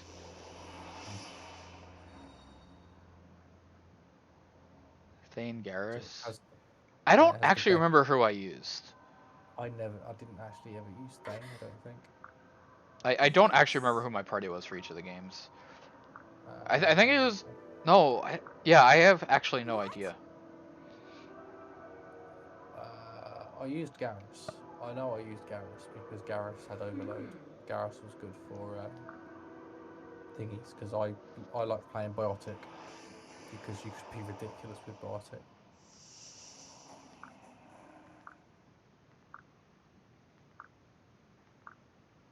I think in all 3 games, Garrus was a mainstay in the party.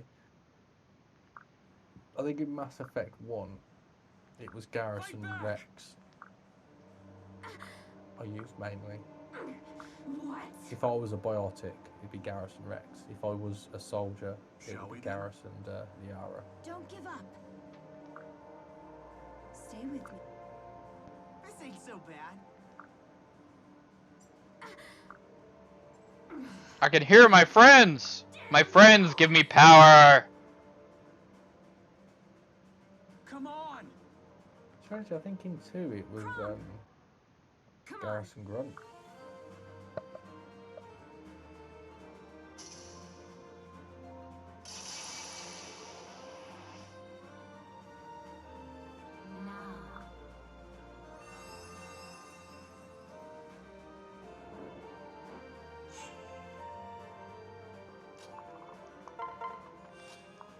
Because I had you had that thing where you completed Mass Effect 1 on Insanity at level 60 with everything. You got all of your bonuses when you started Mass Effect 2, as well as the completion bonuses as a biotic or whatever, or reaching level 60. You got to choose a bonus skill at the start of Mass Effect 2, and you always just chose warp ammo because warp ammo was highly effective against everything. Alright, so you ready for the mistake? I'll show you. I'm not going to do it, but I'll show you what happened.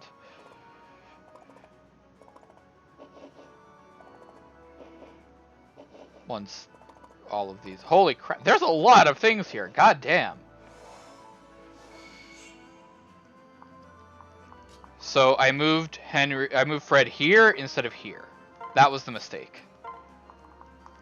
And I'll explain why that's a mistake when this is over. I think I'd have thrown my TV out the window. I was very upset. So we have to get Henry and Fred to within 3 spaces of Grima, because Henry has an aura that like reduces Grima's damage and stuff, like her survivability.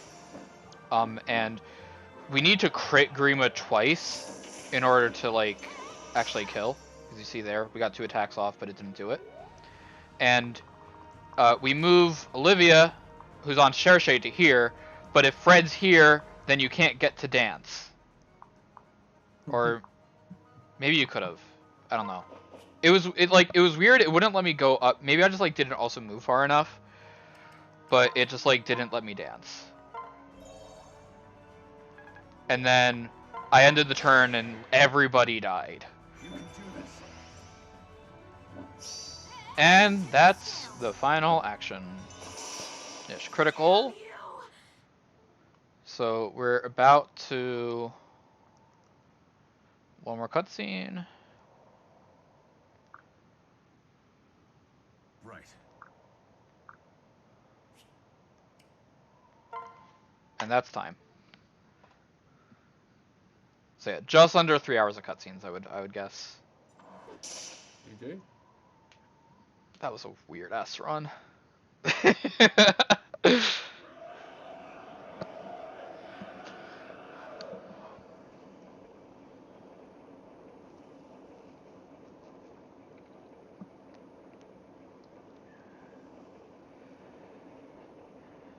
Yeah, so I'm gonna like upload this to YouTube later, and then I'll submit it to Really Really Longathon.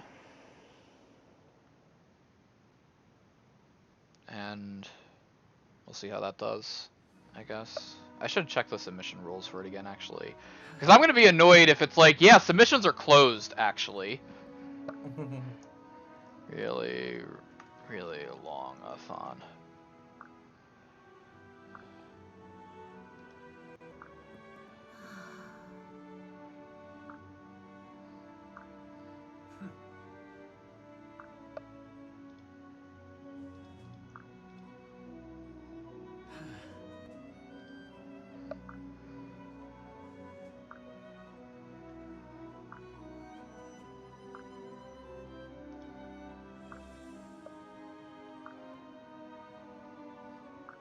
Really, really lots of lore too.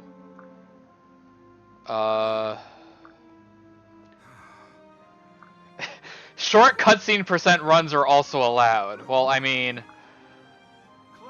yeah. Well, I feel.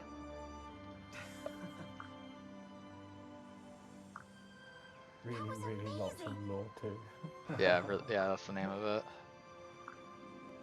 Yes.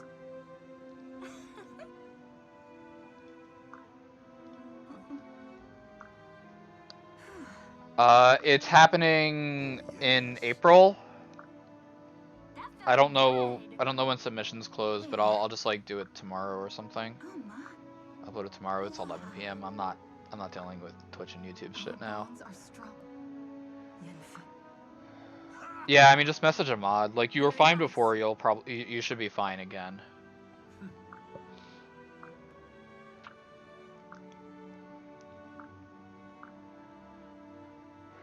Okay, I'm also not gonna lie, this was very chill because, like, it's kind of the same way as 10. There's like no cutscenes. I mean, no, sorry, no cutscenes. There's like nothing to do, Hey, right? Yeah. So Yeah, like, when I don't have to you're running- focus very much on it. You've been running for 3.5 hours. You've played the game for like 15 minutes. Yeah. Yeah.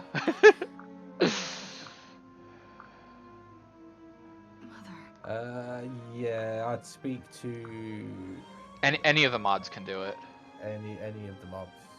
Yeah. The you belong with us. most active tends to be Sharky, and Canry, but I wouldn't message Canry sleeping. Yeah.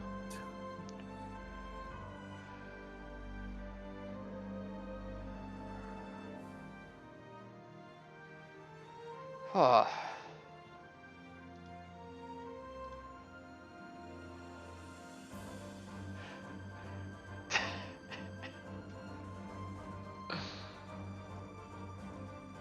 Yeah, I know. Initially, they only gave voice safe to people they knew were definitely Yeah. voice safe, which tended to be, I think, with basically just the 6 or 7 people that are regularly in the voice channel. Yeah. It was like, what, like you, Rusa, me, Kaya, Olsen, Yeah, King, Pharaoh, probably. yeah, I think that's about it. Yeah.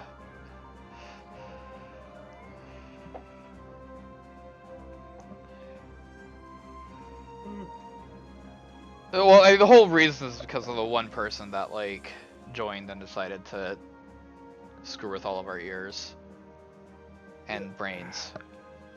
All got ruined by one person. Man, there's a hefty amount of cutscenes. Damn. Just deal with it. Yeah, each chapter seems to be like on average. Actually, I would probably say like 7 to 10 minutes with all the cutscenes, honestly. Alright, a lot of them seem to be going on about the like 8 to 10 minute mark. Ignore this one. This is because I messed up. Some of this because I messed up. Oh wait, no, that's 22 to 23. Oh, that's the. Hold on, chapter 23 is. Never mind. Okay, so this one looks. I did have to play it twice, and it's a longer one, chapter 23, but it's also. There were a lot of cutscenes. Oh, it's okay. We don't know who it is either. They are not present anymore. It doesn't matter.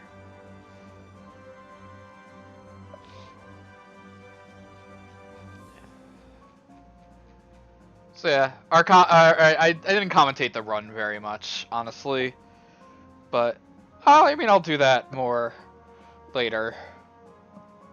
Not post commentary, but like I'm good on commentating long things. Just look at any of the 10 or 13 marathons I've commentated. So commentary there was about their lack of feet. Yeah, we did talk a lot about their lack of feet.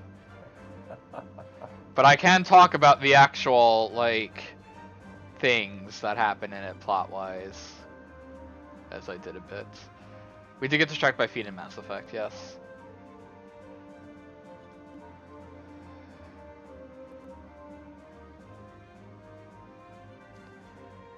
Games have plot, and this one also has plot, considering the number of babies that happen.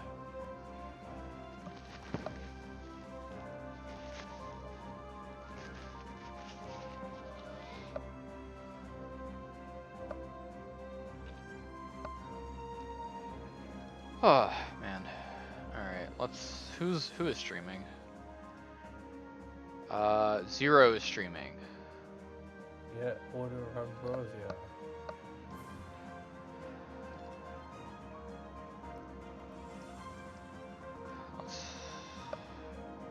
Grade 0.